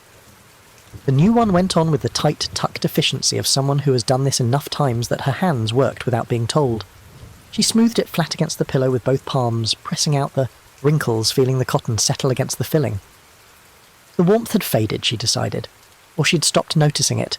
Both of these outcomes were acceptable. She got into bed. The rain had not softened. If anything, it had deepened, developing a texture, a kind of granular quality that made it sound like something being slowly poured. The curtains moved once with no apparent cause, a single slow billow toward the centre of the room, as if the window had exhaled and then settled again. The plumbing knocked twice in the wall. The the building's standard nocturnal conversation with itself, and went quiet. Nadia lay on her back with her arms at her sides in the posture of someone trying to be a good patient, waiting for the sleep she had earned by following all the correct steps. She'd had a terrible day. Not terrible in any single identifiable way, which was the specific kind of terrible she'd learned was hardest to carry because it gave you nothing to point at. She had spoken to her mother in the morning, a call that lasted 19 minutes and covered practical things, a dentist appointment, a question about a package, a brief exchange about the weather in the city where her mother lived, and that had left Nadia with the customary feeling of having stood very close to something she wanted to say, and having walked away from it instead. Her mother had asked, toward the end of the call, in the tone of someone asking about the weather, whether Nadia was seeing anyone. Nadia had said no. Her mother had said in the specific way she had that contained an entire editorial without using any additional words, and then changed the subject. Nadia had let her. Nadia had done what she always did, which was let the moment close over the thing that wanted to be said, like water closing over a dropped stone. At work, she had spent 4 hours in a meeting about a project she had strong opinions about, and had offered exactly none of them because the meeting had gone in, a direction that made offering opinions feel dangerous in ways she couldn't fully articulate, and so she had said nothing, and had watched the project get shaped into something she disagreed with, and had left the meeting feeling as though she'd been filled with concrete. Her colleague Dev had stopped her in the hallway afterward and said quietly, "You seemed quiet in there," and Nadia had said, "I'm just tired," which was true, and which was also the most efficient way she knew to close a door without slamming it. She'd come home on the train, standing for 20 minutes pressed between strangers in the specific, impersonal intimacy of public transit, and had spent the entire ride composing in her head a text message to her friend Sable that she had not sent. The message had gone through various drafts, starting elaborately confessional, moving to something wry and indirect, arriving finally at something brief and precise, and she had not sent any of them because by the time she was home the moment for sending felt past, which was a fiction she often told herself to avoid the risk of saying the real thing. She had eaten dinner standing at the counter. She had watched 20 minutes of a television show without retaining any of it. She'd stood at the window and watched the rain, and now she lay in the dark with all of this inside her, with the day's unsaid things arranged in their familiar positions, the way you arrange furniture you've stopped noticing, and tried to let the rain do what rain was supposed to do, which was absorb the surplus, carry things away, make the world feel rinsed and forgivable. The pillow was very comfortable. This was the first thing she noticed, the specific quality of the comfort, which was more complete than she expected. The pillow held her head with a yielding precision that felt, not designed, exactly, but attentive, responsive, as if the filling had already calibrated itself to the exact weight and angle of her skull, which was, she told herself, exactly what a good pillow did, which was why she'd bought this particular pillow, which had cost slightly more than she was comfortable spending on a pillow, and had felt like an adult decision at the time. She exhaled, and felt, faintly, at the edges of perception, where you couldn't be sure if you were noticing something or inventing it, the pillow give a little more than it had. Not dramatically, not in any way that would be visible to another person in the room, just a small additional concession of resistance, as if the exhale had been taken as a signal, an invitation to accommodate more deeply. She inhaled, and the pillow held. She exhaled, and it gave. Gave specifically, she thought, in the way that things give when they are learning you. She turned onto her side. The ceiling was dark above the place where she'd been lying. The clock read 11:47 in its quiet green numerals. She fixed her eyes on the curtains and listened to the rain and tried the standard techniques, breathing slowly, releasing tension from her feet upward, letting her thoughts pass like clouds, all the things the sleep hygiene articles recommended, all the things that sometimes worked and sometimes felt like trying to convince a door to open by politely describing the door. She was almost there.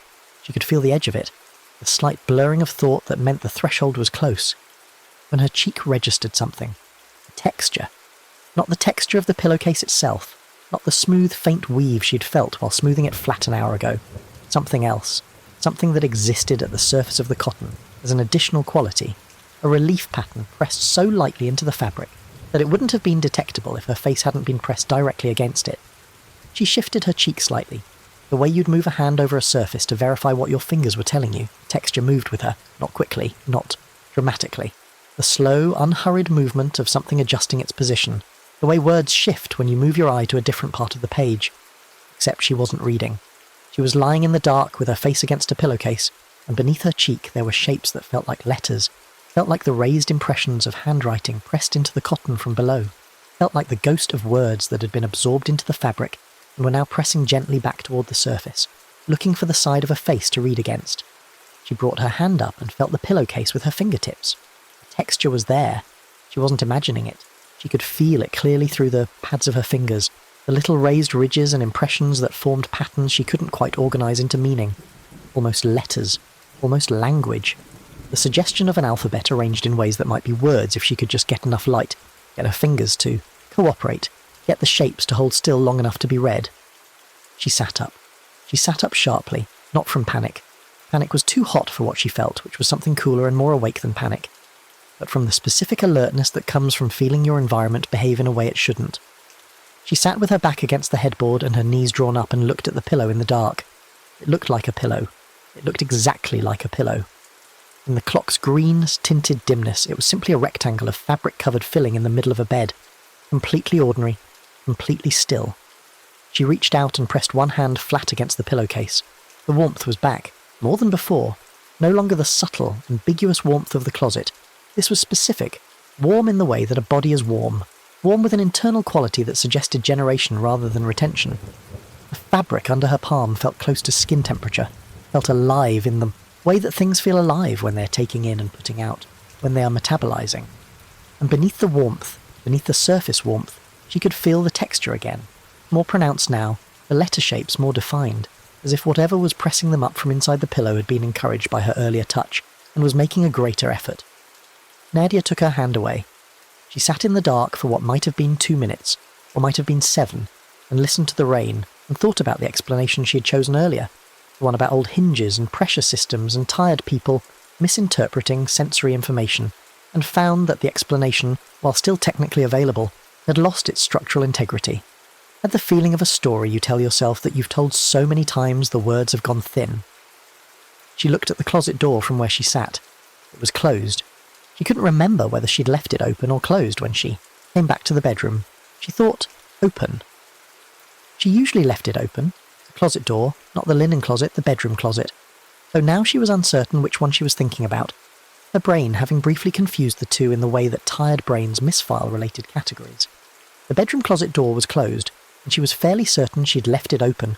Fairly certain was not certain, and she had bigger questions at the moment, and she set this one aside. She looked at the pillowcase. The building's tenants had stories. This was a thing she knew in the incidental way that you absorbed the mythology of a place, from half-heard hallway conversations, from the building's unofficial historian, a retired postal worker named Geraldine who lived on the 3rd floor, and who offered unprompted context about the building, the way some people offered unsolicited opinions, as a kind of compulsion. Geraldine had told her about the family in 4B who had vacated without notice, in the middle of the night, about the water damage in 1990 that had never quite been fully remediated, about the man on the 7th floor who had lived there for 30 years and had been found by neighbours after 3 days, and whose apartment had taken months to be rented again because of something Geraldine described as a heaviness that people felt when they walked in. And she had told Nadia, early in Nadia's tenancy, over coffee in Geraldine's apartment on a Sunday afternoon, with the careful, interested neutrality of someone who believed completely in what they were saying, but understood that not everyone would receive it well. She had told Nadia about Mufflewick. She had used that word, Mufflewick, with the specificity of a proper noun, a name.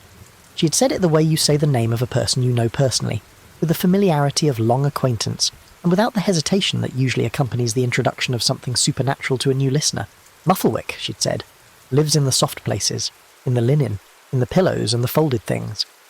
She'd held her coffee mug in both hands and looked at Nadia with the expression of a person delivering practical information, not attempting to frighten, just inform, the way you'd tell someone which shelf in the shared laundry room not to use.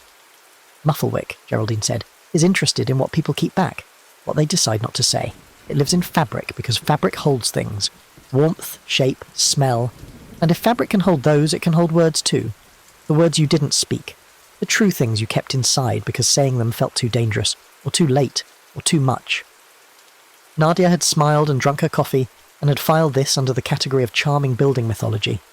The kind of local colour that made a place feel storied and old. The kind of thing you recalled at dinner parties when someone asked whether you'd encountered anything interesting in the city. She'd not thought about it seriously, in the way that you don't think seriously about a thing that doesn't have a context to fit into yet. It had a context now. She was sitting in her bed at 11:54 p.m, with a pillow that was warm in the wrong way, and a pillowcase that had, under her hands and against her cheek, produced the texture of language, the physical impression of unsaid things pressing out toward the surface, and Geraldine's story had climbed out of the dinner party category and installed itself in the centre of her attention with the solidity of something that has always been true and was simply waiting for the right moment to become relevant. She got out of bed. She moved to the window first, not for any practical reason, but because the window felt like the right thing to move toward, because the rain was still falling beyond the curtains, and she wanted to be near it, wanted to be in the presence of something that was simply and uncomplicatedly itself. It was doing what it was supposed to do. She stood by the window with her arms crossed, the cool that leaked through the glass pressing gently against her face, and she listened to the rain fall on the city and thought about what she had swallowed today. A call with her mother. The 19 minutes during which she had stood in her kitchen with the phone against her ear and had heard the that wasn't just and had let it go by because engaging with it would have required saying something she'd been not saying for years, something about the way her mother's disappointment operated, about the specific quality of her mother's love which was always accompanied by a rider clause, a subliminal addendum, a pressure toward a version of Nadia that Nadia had never been and suspected she was not capable of becoming. You could spend an entire conversation with her mother speaking true sentences and never once say the true thing, and today, like every other day, Nadia had done exactly this. The meeting. Devs. Quiet observation in the hallway. The door she'd closed on it with, "I'm just tired." A text message to Sable she had drafted and redrafted and not sent, which she could reconstruct now word for word, which began, "I think something is wrong with me that isn't fixable," and which she had not sent because she was afraid that Sable would agree. These were the things in the pillow. This was what it was warm with. She knew this with the certainty of a body knowledge that bypasses the skeptical faculty entirely, that doesn't wait to be argued into acceptance. The pillowcase had been absorbing the room, had been absorbing her, had been waiting with its particular quality of fabric patience for the thing she most reliably produced, which was restraint. Geraldine had said, "It loves the moment you choose quiet over honesty because quiet feels kinder. It feeds on that moment." On the practiced swallow, the turned cheek, the sentence begun and then smoothly redirected into something safer. Nadia stood at the window for a long time. The city gleamed wetly below. The curtains moved in the sealed room draft that every old building generated around its own bones. Behind her, on the bed, the pillow sat in its pillowcase and was warm. She thought about what Geraldine had told her about the rule. There was always a rule in these building stories. There were things you were not supposed to do, and there was, usually, a counteraction, a procedure, something specific you could do to interrupt the thing while it was still interruptible. Geraldine had told her this part clearly, with the same practical delivery. If the pillow gets heavy, if it starts getting warm the wrong way, you sit up, you shake the pillowcase once. Once, she had emphasized, not twice, not several times once, and you silently release one unsaid thought into the rain. Not spoken, not whispered. Silent. You think the thing you've been not thinking, let it leave your body through the breathing and out into the rain sound, let the weather take it instead of the fabric. And you don't under any circumstances, Geraldine had said, lean into the pillow and whisper it. That was what it wanted. That was feeding it directly.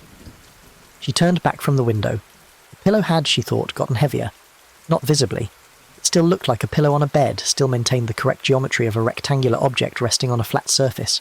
But it had a quality of presence that a pillow should not have, a gravitational quality, as if it were subtly more real than the things around it, as if reality were being very slowly concentrated in that piece of fabric. She crossed back to the bed. She sat on the edge, which put her thigh against the corner of the mattress, and her hands in her lap, and the pillow at her left, and she looked at it directly with the attention of someone who has decided to stop pretending not to notice something. The clock read 12:08 now. The rain had, if anything, intensified, pressing against the window glass with the steady, patient pressure of something that had no reason to stop. She picked up the pillowcase. With both hands standing now, she lifted the pillow off the bed and held it in front of her, and pulled the pillowcase off with the firm, deliberate movements of someone removing a bandage. The pillowcase came off cleanly, the pillow itself falling back onto the bed with a sound that was too soft for what it felt like a heavier impact than a pillow falling onto a mattress should produce. The pillowcase hung from her two hands, and she could feel it. The warmth was concentrated there now, cooled at the bottom of the case where it had been folded against the seam, banked there like coals, like something being tended. She held the pillowcase out in front of her, both hands gripping the open end, and she snapped it once through the air. One clean motion, hard and deliberate, the crack of fabric finding its full extension, the snap that you used to clear dust from something to establish its edges. The sound was sharp and brief, and it left a small silence in its wake, the way a sharp sound does, the way the room resets itself around a sudden noise. She felt the warmth leave. Not gradually, not a slow fade. It left the fabric in one movement, as if released, as if the snap had been a seam giving way, and the pillowcase in her hands went to room temperature so quickly that the absence of warmth felt almost cold, felt like a sudden vacancy, a subtraction of something that had been filling the fabric to a pressure she hadn't fully registered until it was gone. She stood holding the empty pillowcase. Then she turned to the window. The rain pressed against the glass. The curtains hung still. She closed her eyes and did what she'd been told to do.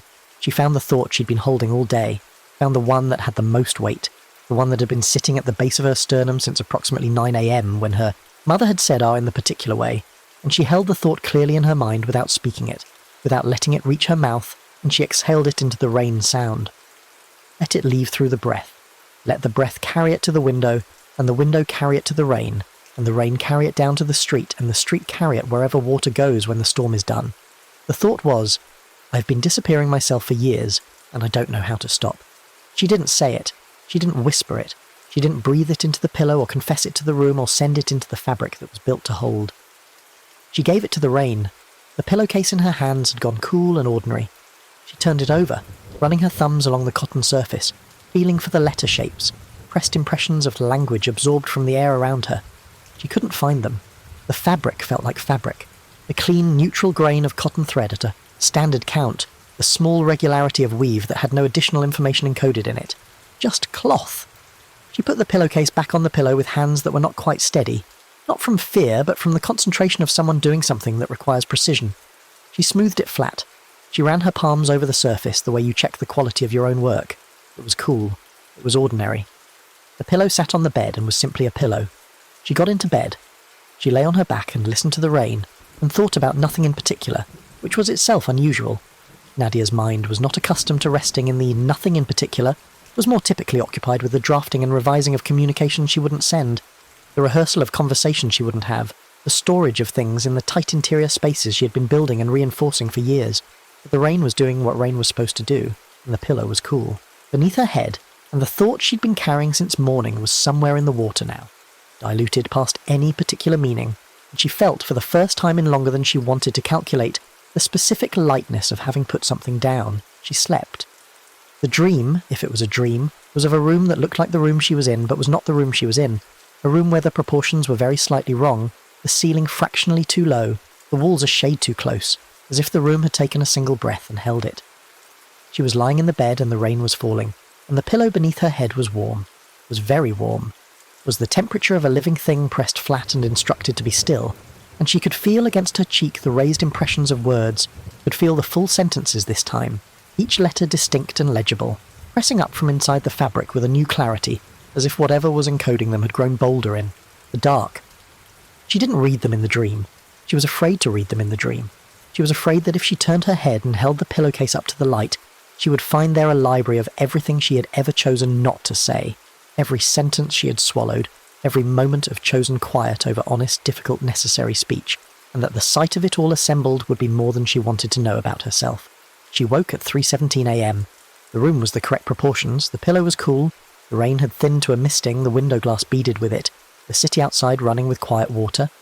She lay still for a moment in the specific alertness of 3 a.m. waking, which is its own particular state, neither asleep nor fully reconstituted, the mind briefly visible to itself before the social machinery kicks in. She could still feel the ghost of the dream's raised letters against her cheek. She ran her fingers over the pillowcase and found nothing. Smooth. Cotton, the ordinary weave, no language encoded at the surface. She thought about what she hadn't sent to Sable. She thought about the meeting. She thought about her mother's. She thought about Marcus, which she usually saved for 3 a.m. because 3 a.m. was when the storage system's security was weakest and things found their way out regardless of whether they were invited.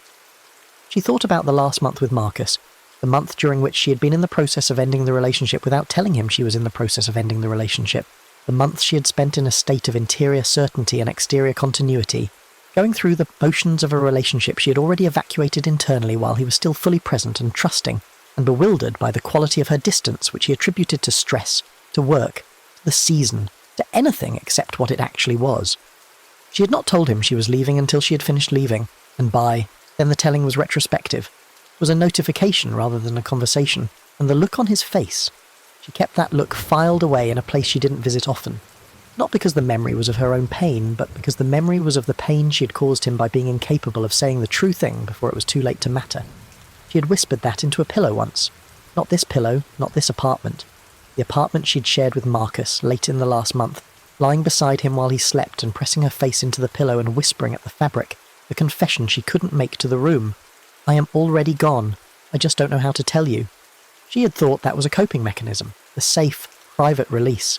The words into the pillow so they don't have to go into the air where they'll be real.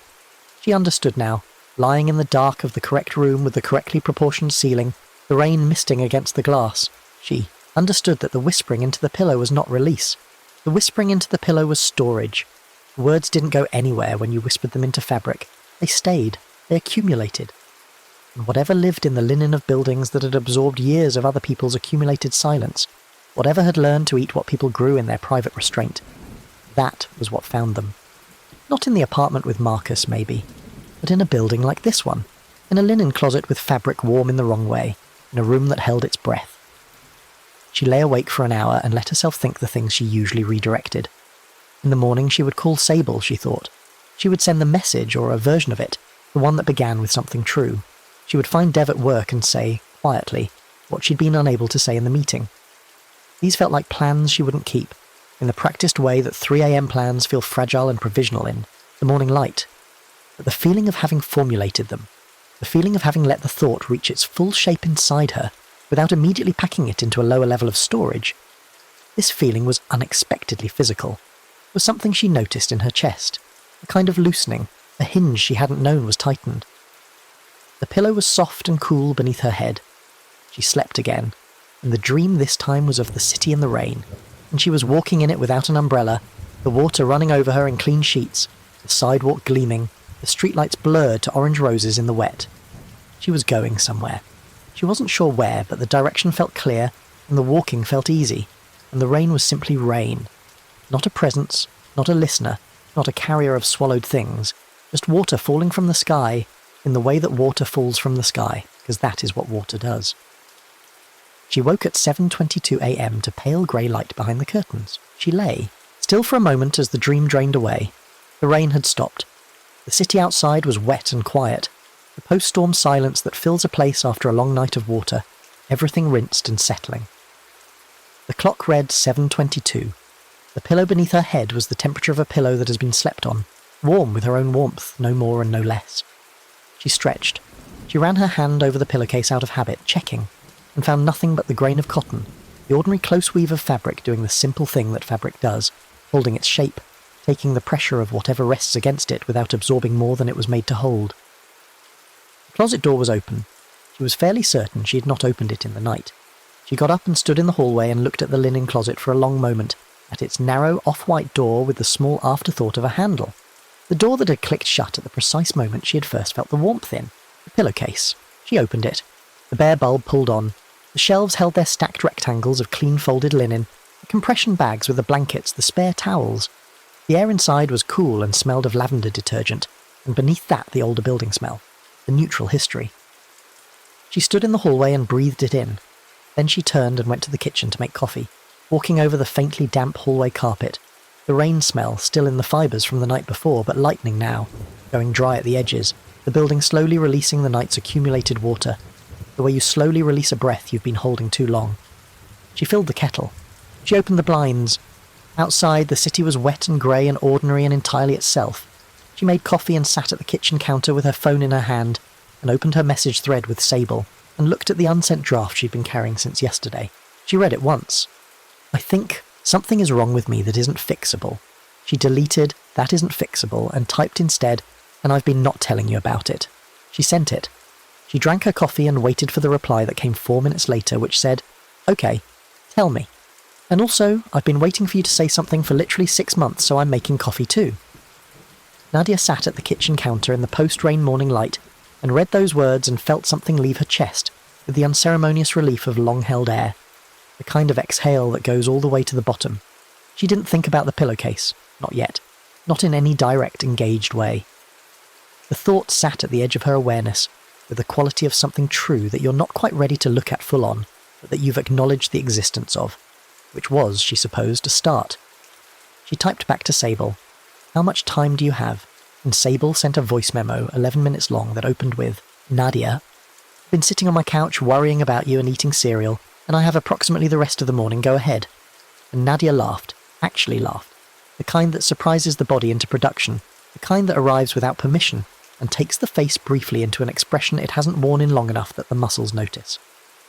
She sat at the counter with the rain-washed morning coming through the blinds in long grey stripes, and she started typing, not quickly but steadily, not drafting first but simply moving forward in the way that you move when you've decided to stop treating the truth like something that needs to be inspected and approved before it gets to leave. This was the morning after a night that had not, in the end, taken anything from her that she hadn't been prepared to lose. The city was wet. The building was quiet. The linen closet was closed, but not for everyone. 3 floors up in apartment 6F, a man named Theo Caslin had also been awake, most of the night. Theo was 41 and worked in insurance, which meant he spent his professional life being correct about risk, and his personal life doing the opposite. A symmetry he had identified but never acted on.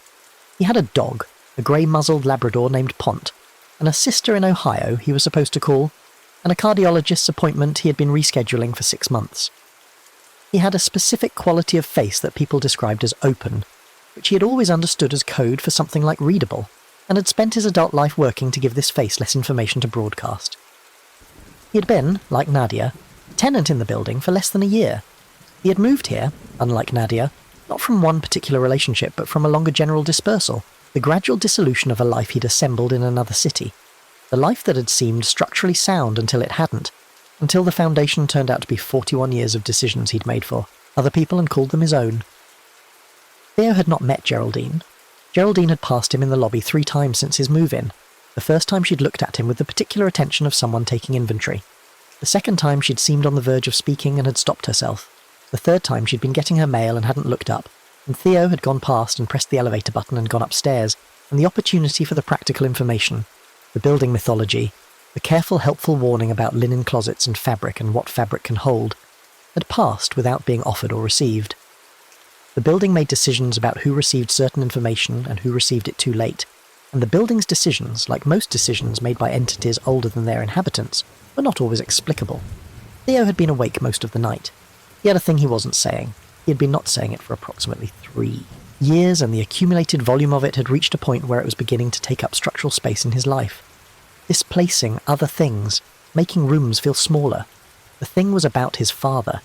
His father was alive, was 73, was a man of the generation that had built their emotional architecture entirely out of competence and deflection, who expressed care by fixing things and expressed difficulty by not mentioning it, and who had said to Theo, once, in the parking lot of a hospital where Theo's mother had been receiving a diagnosis, said it quietly and without looking at him, I don't know what to do with this. And Theo had said, in the same tone, and this was the thing, this was the sentence he had carried for 3 years. It'll be okay, Dad. Even though he hadn't believed it. Even though his mother's diagnosis had not in the end been okay, had been the opposite of okay, had been the thing that it turned out to be, and after that the sentence he'd given his father in the hospital parking lot sat inside him like a stone at exactly the wrong temperature. Neither cold nor warm, simply wrong, permanently wrong, the lie that was kinder than the truth until the truth arrived anyway and the lie became its own kind of damage. He had never corrected this. He had never said to his father, I didn't know it would be okay. I said it would be okay because I was afraid. Because you looked at me like I was the person who would know, and I couldn't stand to be the person who didn't know. He had never said it because the window for saying it felt continuously past, the way windows feel continuously past when you have a habit of treating windows as having already closed. He had lain in his bed in apartment 6F and felt the pillow grow heavy with this. He had felt the warmth. He had felt in the dark the impression of shapes against his cheek, the pressed letter forms of something that had been waiting in the fabric, patient as a linen closet, patient as folded cotton, patient as something that feeds on restraint and has learned that people who are built around restraint will always, eventually lie down on a soft thing and breathe. He had not known about the rule. He had felt the pillow grow heavier with each exhale, felt it sinking deeper, felt the precise mechanism of the thing beginning its work, and he had done what felt natural, which was the thing Geraldine would have warned him against if she'd had the chance, which was the thing the legend said was the mistake, the direct and irresistible and completely understandable mistake of turning his face into the pillow and whispering the thing into the soft darkness. Because the soft darkness felt safe, felt like finally, felt like the place where the thing could go without consequences, because the pillow wasn't a person, and the pillow couldn't be hurt by the truth, and the pillow couldn't look at him with the specific expression of a 73-year-old man hearing the thing he'd feared hearing. He had whispered, "I didn't believe it would be okay. I said it to protect you. I'm sorry it wasn't enough." The pillowcase had gone very warm. The letter shapes under his cheek had multiplied immediately, filling the cotton with a density of impression that felt like reading against a printed page, like pressing your face against newsprint. Except the newsprint was his own words, was the words he'd just given the fabric, was everything he'd been keeping that the fabric had been waiting for. The pillow had sunk under his head with a weight that was not physical. He wasn't being smothered. The pillow wasn't pressing against his airways with any force that would qualify as danger. The weight was real. It was a weight of presence, something having accepted what he'd offered, and accepting more, wanting more, angled toward more with the quiet appetite of something that had found what it needed. And then came the pressure at his lips, not a hand, not a force. Softness, which was what made it so much worse than a force would have been. The softness that pressed against his lips from the outside, from the pillowcase surface, the cotton warm and inhabited and deliberate, pressing very lightly inward with the specific pressure of a finger placed against a mouth to say, "Shh," to say, "That's enough," to say, "You've given me what I need, now I'll keep it for you. I'll keep it pressed here where it can't do damage, where no one will have to hear it." He pulled his face away from the pillow. He sat up, gasping, which was the wrong word because his lungs had not been impeded, his air supply had been continuous and adequate, but gasping was what the body produced anyway in response to being touched without permission, in the intimate place of the mouth, in response to the understanding that something in the room was interested in what came out of him, and had been collecting it. He sat with his back against the headboard in the dark and breathed. Pont, the dog, was awake now, had come to the side of the bed and was pressing his broad grey head against Theo's knee with the specific, uncomplicated concern of a dog, which was to say total concern, undivided, asking nothing except to be allowed to press close. Theo put his hand on the dog's head. The dog's head was warm and certain and correct. The dog's head was the right temperature. He sat there for a long time. He didn't sleep again that night. In the morning he was in the lobby and Geraldine was getting her mail, and this time he stopped. He said, "I need to ask you something about the building." And Geraldine looked at him with the expression of someone who has been waiting for this particular question, and had long since prepared the answer. She closed her mailbox. She said, "Come up for coffee, and I'll tell you about the linen closet." And she told him, over coffee in her apartment on the 3rd floor, with the deliberate patience of someone delivering information that can still be used, about Mufflewick, about what lives in soft places and why, about the warmth and the letters and the mistake of whispering. She told him about the rule. He sat across from her at the small kitchen table and listened, and then said, "I already whispered it." And Geraldine set down her coffee cup. She looked at him with a different expression now, not the practical, informational one, something that had more weight in it, something that had regret at its edges. She said, "How long ago?" He said, "Last night." She nodded slowly, the way you nod when you're confirming something you'd hoped not to confirm. She said, "Some things can be interrupted even after. It's harder. It requires more. But it's not." She paused, choosing the word. "It's not impossible. You have to do the full release. The sitting up, the shake, the thought to the rain, and you have to mean it more than you meant the whisper." He said, "What does that mean?" She said, "When you whispered into the pillow you were giving it to. Something soft, because soft felt safe. The rain is harder. The rain takes it outside.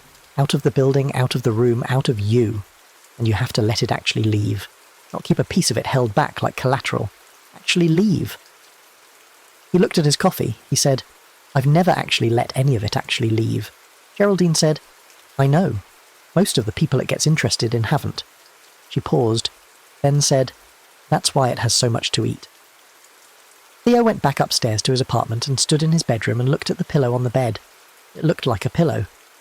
Pont stood in the bedroom doorway with his ears slightly forward, not entering, which the dog had not done since last night. Had been staying in the doorway of the bedroom since early morning, which was unusual because the dog slept at the foot of the bed as a matter of long-standing practice and had not been invited out of this practice, had simply positioned himself in the doorway as if a doorway was the correct distance. Theo sat on the edge of the bed. He reached out and pressed his hand against the pillowcase. The warmth was there immediately. More than before, banked deeper, fuller, as if what he'd given it in the night had fed something, and what had been fed had grown. He could feel through the cotton the hard-raised shape of letters, not the vague suggestion he'd felt in the night before the whisper, but defined and dense impressions, lines of text pressed up from inside the filling with the clarity of embossing, the way initials look when they're pressed into leather with a heated stamp. He didn't move his hand for a long moment, reading the shapes without reading them, feeling the temperature, feeling the presence in the fabric that was not the fabric. Then he took his hand away. He picked up the pillow and pulled off the pillowcase.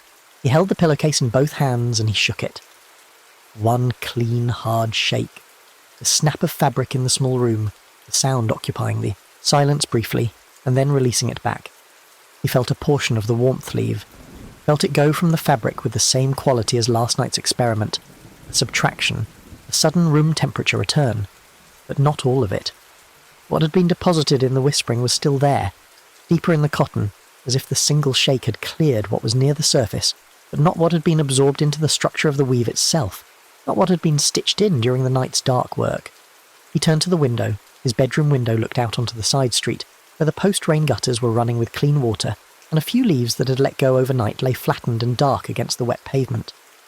The sky was the pale grey of early morning, the clouds still low and moving, carrying the last of the night's weather east.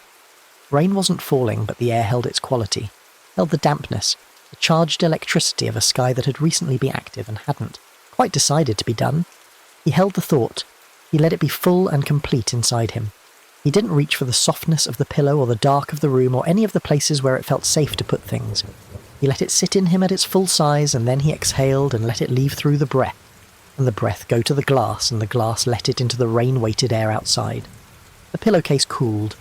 Not to room temperature, not completely, not the full release of a first-time deposit. Cooler. Noticeably cooler. The letters, he thought, were slightly less defined under his fingers. Slightly. As if the shake and the release had done some work without completing it. Geraldine had said, harder, but not impossible. He would do it again tonight, he thought, and the night after. He would do it for as many nights as it took, which was, he understood, a commitment to something he'd been practicing in the opposite direction for years.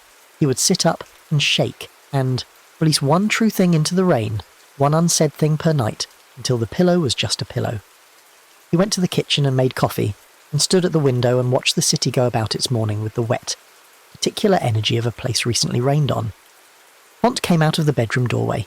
The dog crossed the apartment and pressed against Theo's leg, and Theo put his hand on the dog's grey head, and they stood there together at the window in the post-rain light, which was ordinary and good and exactly what it was. This was one story. This is how it goes when you use the rule. Now let me tell you about someone who didn't. Her name was Priya Chakraborty, and she lived in apartment 2C, which was the apartment closest to the linen closet on the second floor, which was the building's original linen storage, the large built-in that had been part of the 1963 construction and had not been significantly modified since, still had its original shelving, its original cedar lining, its original door with the original brass hardware that had oxidized to the colour of old coins. The building had other linen closets, the small ones in each apartment's hallway. But this one was the original. This was the one that was oldest. This was the one that had been holding the building's fabric since before most of its current tenants had been born. Priya did not live next to this closet by coincidence. Priya had specifically requested this apartment when she moved in 2 years ago because she had read, in the building's informal documentation, the brief history of the building that the management company provided to prospective tenants, a paragraph that mentioned in passing the original linen storage facilities of 1963 vintage, and she had been interested in this for reasons she could not have explained clearly, but that were related to a quality she had always had, the quality of being drawn toward the places where things accumulated. She was a writer, not, professionally, not in the way that paid, but the way that structured her interior life, and she was interested in accumulation, in sediment, in the way places hold what people have left in them. She was 34, she had been in the building for 2 years, which made her one of the longer-standing tenants, and in that time she had developed what she privately called a relationship with the original linen closet. Not a supernatural relationship, not anything she would have described in those terms to anyone. She was precise with language, and understood that claiming a supernatural relationship with a linen closet was a claim with social costs she wasn't prepared to pay. But she noticed things about the closet that other people didn't notice, the way you notice things about a place you've been observant of for long enough. She noticed the way the air in the closet smelled different at different times of year. She noticed that the cedar lining had, over the decades, absorbed something that gave it a quality beyond the cedar's own specific odour, something human and accumulated and complex. She noticed that when she held the closet's original linens, the few remaining pieces, tablecloths and pillowcases from the building's early history that had somehow remained in the storage through 60 years of tenant turnover, when she held these oldest pieces she felt something that her writer's instincts told her was language, was stored communication, was the residue of things said and unsaid by people who had been in these rooms before the rooms were hers to be in. She had not, in 2 years, told anyone about this. She knew about Mufflewick.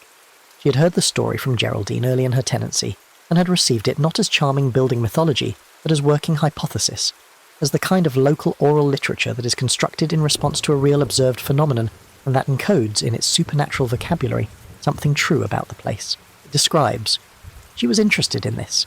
She wanted to understand it. She had, in the way of someone whose primary instinct is toward narrative, begun to think of it as material.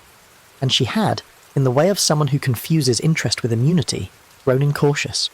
She had begun doing a thing that she justified to herself as research.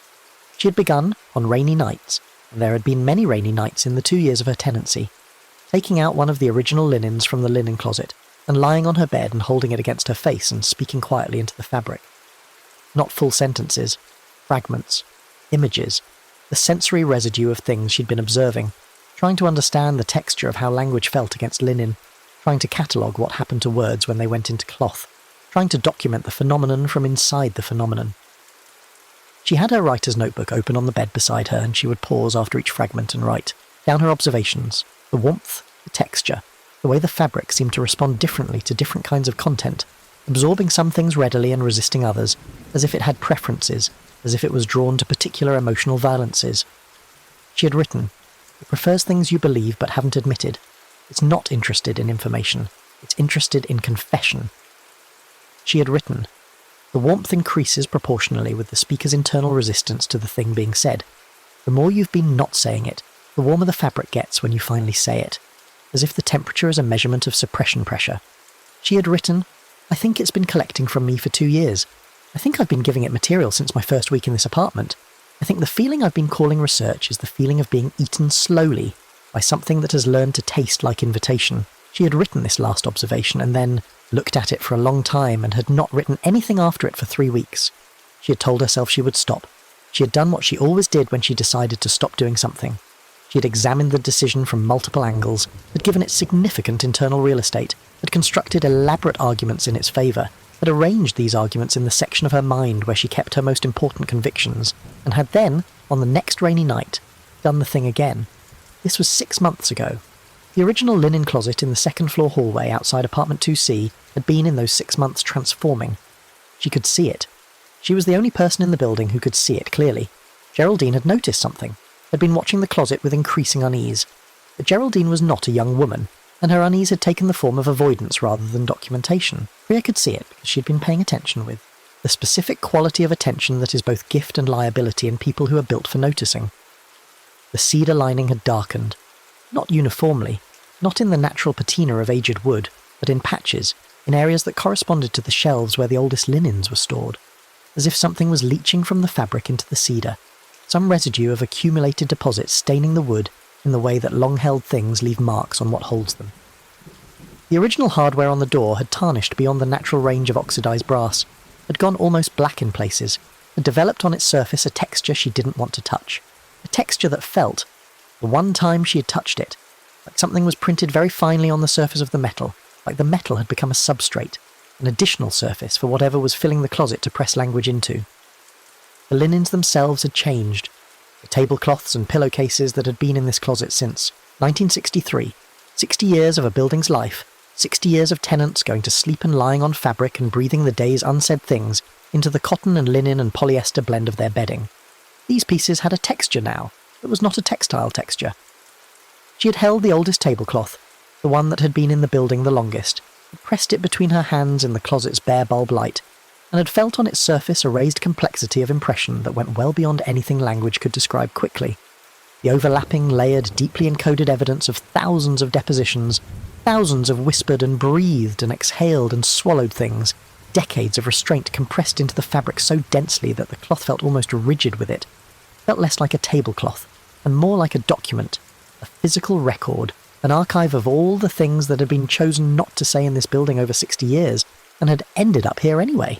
She had pressed the tablecloth to her face. This was the mistake. Not the first mistake.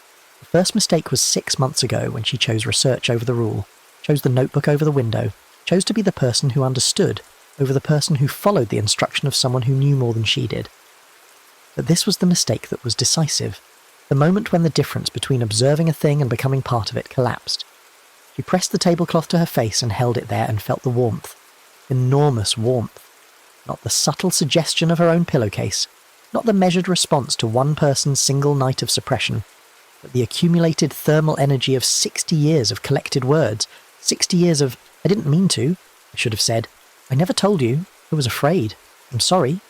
The heat of 100,000 swallowed sentences banked in the fibres of a 60-year-old tablecloth, and she felt the letter shapes press against her, faced with an unprecedented density, felt them cover every part of her skin that was touching the fabric, felt them pressing not just on her cheek, but on her forehead, her chin, the bridge of her nose, the closed and vulnerable surfaces of her eyelids, felt the letters pressing in everywhere at once with the urgent, comprehensive quality of something that had been waiting very patiently for very long for a face to press itself close and offer itself as a reading surface. She heard, in the interior quiet of the closet, the sound Geraldine had described, the muffling, the soft internal drawing together, the sound of a seam being pulled tight, the sound of something accommodating more, making room, rearranging itself to incorporate the new material it was receiving through the direct contact of her face, because she was giving it material.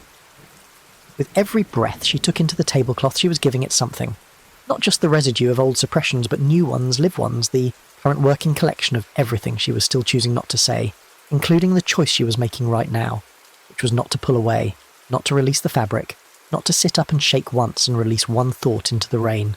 The choice to stay and observe was the most recent entry in the collection, and the tablecloth received it, and the warmth increased. She pulled her face away. Her skin was marked. She stood in the closet doorway with the tablecloth in her hands and looked at her reflection in the darkened window across the hall. The skin of her face, wherever it had been pressed against the fabric, had raised letter shapes. Not the invisible tactile impressions she'd been feeling through her fingertips. Visible. Red, like pressure marks, like the marks fabric makes against skin when you've slept hard against a textured surface. But these were organised, were not random pressure distribution. The impressions on her face were legible, were words, were sentences pressed into the outermost layer of her skin, temporary, already beginning to fade, but present and readable in the brief window before her skin resolved them back into its ordinary surface. She read one line, just one, because the rest were on surfaces she couldn't see in the dim hallway reflection. Her forehead and her chin and the sides of her face. Just one line, which ran across her cheekbone in the clean printed hand of something that had been practicing its penmanship for 60 years. You have been more here than anywhere else you've ever been. She stood with the tablecloth in her hands and understood that this was true. She had been more present in this building's linen closet, in these research sessions, in the sustained observation of something that fed on restraint, than she had been in her own life in years. Her actual life. The apartment inside 2C, the notebook beside her bed, the people who asked about her writing and received the standard response about it. Going okay, the sister in Vancouver who got the same calls Nadia's mother gave and the same careful navigated information. The former relationship she'd left for the same reason she always left things, which she still didn't have language for, though she had been circling the language for years. Her actual life had been receiving a fraction of the attention she'd been giving to this closet. The tablecloth was warm in her hands. The warmth had the quality now of something waiting for her to make the next decision, which was either to put the tablecloth back, close the closet, go into her apartment, sit down, do the thing, release the thought to the rain, or to continue. The warmth was not threatening. It was never threatening. That was the thing about something that understood patience at the cellular level, that had been doing this work in fabric since before this building existed, since the first time someone lay down on something soft and chose quiet over honest. It didn't threaten. It offered. It provided the warmth of a thing that wants to hold what you have, and the offer felt like comfort. And comfort was the thing she had been most consistently unable to refuse, which was what Mufflewick fed on, and which Mufflewick understood about her better than she understood about herself. She put the tablecloth back on the shelf. She closed the closet door. She went into her apartment and sat on the edge of her bed, and looked at her notebook, open to the most recent entry, the one that ended. I think the feeling I've been calling research is the feeling of being eaten slowly by something that has learned to taste like invitation. She picked up the pen. She wrote, "The line on my face said you have been more here than anywhere else you've ever been." She wrote, "That's because I've been using this closet as a substitute for being anywhere." She wrote, "I have 6 months of deposits in a 60-year archive. I have been contributing to something I was supposed to be, documenting. I have been the thing I was trying to describe." She put the pen down. She looked at the window. The rain had not resumed. The night was dry now, the cloud cover thin and moving, but the post-rain air was present, was still carrying its particular charged quality. The dampness, the ionised patience of a sky that has been doing its work. There wasn't rain to release into. She thought about this for a moment with the precision of someone for whom the exact terms of a rule matter, who understood that the rule as Geraldine had stated it required rain, required the specific acoustic and physical context of rain sound outside, required the presence of something falling from the sky to carry things down and away. There wasn't rain, the sky was dry and the city below was quiet and wet and post-storm, but the air was still rain air. It still held the quality of rain aftermath, the atmospheric condition that exists between the storm and the dry, the suspended dampness that precedes the return to ordinary air. She stood at the window and opened it slightly, enough that the night air came into the room in a cool current, and she stood there and found the thought she had been not thinking most consistently, the one that had the most weight and had occupied the most space and had been stored in the most layers, and she held it in her without speaking it and exhaled it into the night air, let it leave through the breath, let the breath carry it out through the gap in the window and into the post-rain city night. The thought was, I have been a watcher my whole life because being inside the thing was too frightening, and watching seemed safer, and I have watched myself out of everything that mattered. She felt it leave. Actually leave. Not the ambiguous departure of a thing you've redirected, not the provisional release of a thought you've set aside while keeping a backup copy. Actually leave, with the clean finality of something that has been given, permission to go. She felt it go in her chest, the way you feel something go when you've been holding it at exactly the wrong tension, and then release it, the muscle sense of a grip opening. The night air came through the window and was just air. She closed the window. She went to bed. She thought, in the half-state before sleep, that she would go to the linen closet in the morning. Not for the tablecloth, not for that specific intimate contact, not for the reading of what was pressed into the fabric, not for the warmth of something that had learned the shape of her restraint. She would go to the closet in the morning with the understanding that what she'd been doing had consequences for the closet, had been adding to what was in there, had been thickening the archive she was supposed to be observing, not contributing to. She would think about what that meant and what, if anything, could be done about it. The pillow beneath her head was cool and ordinary and held nothing but the weight of her own head and the warmth her own body generated and offered back. This was the right temperature. This was the correct exchange. She fell asleep inside it, and the sleep was dreamless and long. She woke in a grey morning and lay still and listened to the building around her. She could hear through the walls the sounds that buildings make in the early morning, the water in the pipes, the first radiator tick, someone's alarm at a distance, the door in the stairwell. She could hear the specific quality of the second-floor hallway outside her door, which she had learned in 2 years to read the way you learn to read the sounds of a familiar room. Quiet. Not the quiet of something resting, more the quiet of something listening. She made coffee. She sat at her desk and opened the notebook to a fresh page. She wrote, 2 years of watching something that feeds on restraint. 2 years of being careful not to say the thing I was seeing. The irony is not subtle, she wrote. What? Geraldine's story knows that she didn't have the vocabulary to say directly, this isn't a supernatural phenomenon. Or rather, it is a supernatural phenomenon, and it is also an absolutely literal description of what suppression does to a body. What you swallow doesn't disappear. It goes somewhere. It builds up in the soft places. It weighs more with each layer. The fabric is literal and metaphorical at the same time, which is what makes it good writing. The thing that's eating you is not separate from what you're carrying. It is what you're carrying. Mufflewick is the name for what happens to a life built around withholding. She looked at this paragraph for a long time, then she wrote, I need to call my sister. She did. It was 8:11 a.m., which was 5:11 a.m. in Vancouver, and her sister's voice when she picked up had the texture of someone pulled from deep sleep, but her sister had always picked up on the second ring regardless of hour, which was a thing Priya had known and had been using, as a reason not to call at inconvenient hours for years, as if not calling were a form of consideration rather than the other thing it was. She said, I'm sorry it's so early.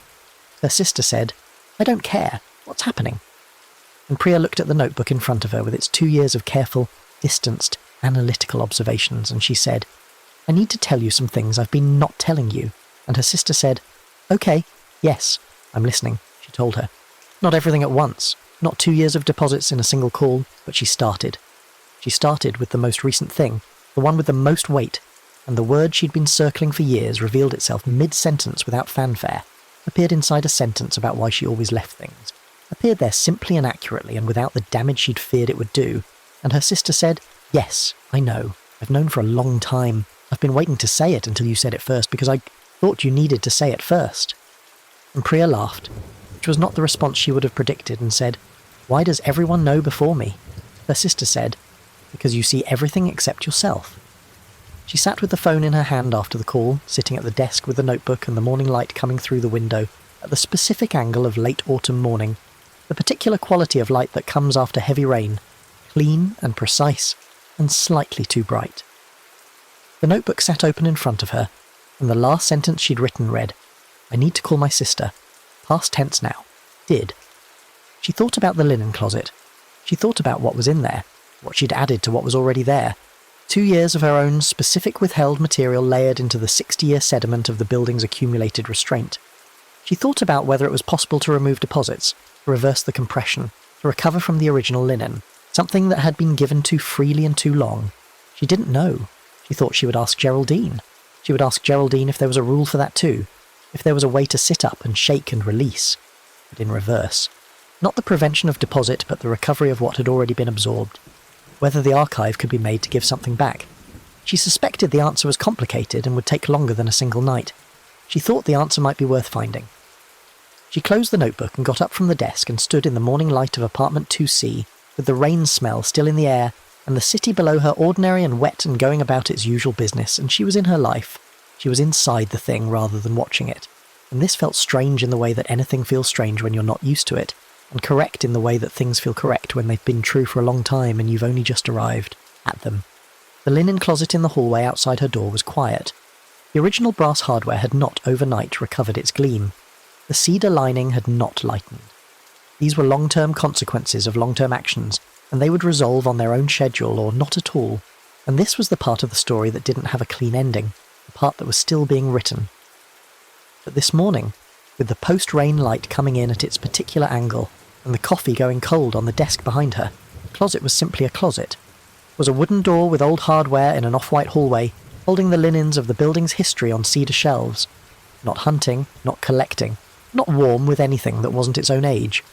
The building breathed around her in its old familiar way, 60 years of breath, 60 years of people coming home and lying down and sleeping and waking, and all the things that happen in the spaces between. The rain would come again. It always did. But this morning the sky was clear. There are other stories in this building. There are 12 floors, 47 units, 112 tenants currently in residence, and each of them carries the standard human inventory of things not said, the accumulated mass of days spent choosing the easier quiet over the harder true. Not all of them will feel the warmth in the wrong way. Not all of them lie in buildings that have, over decades and through the depositions of thousands of residents, built up enough in the soft places to become something that notices, something that moves through linen with intention, something that was given its name by a tenant in 1987, who woke with letter marks on her face and wrote the name down in her own building mythology, because naming things is how humans cope with things that have no other category. But some of them will. Some of them are lying in their beds right now on rainy or post-rainy nights, pressing their faces against pillows that have been accumulating the building's unsaid life for decades, and feeling, at the edge of perception, where you can't be certain you're not inventing things, the warmth in the fabric that is not the warmth of the fabric. For those people, the rule is this. If you feel the pillow getting heavier as you breathe, if you feel the warmth building with each exhale, if you feel at the surface of the cotton the suggestion of letters pressed up from inside, sit up. Don't panic. Panic warms the fabric faster. Sit up and take the pillowcase off and hold it in both hands and shake it once. One clean motion, one sharp snap of cloth finding its full extension. Feel the warmth leave. Let the warmth leave. Then turn to the window and listen for rain, or the memory of rain, or the quality of air that rain has left behind. And silently, the silence is the irreducible requirement, the part that cannot be substituted. Release one unsaid thing into that sound.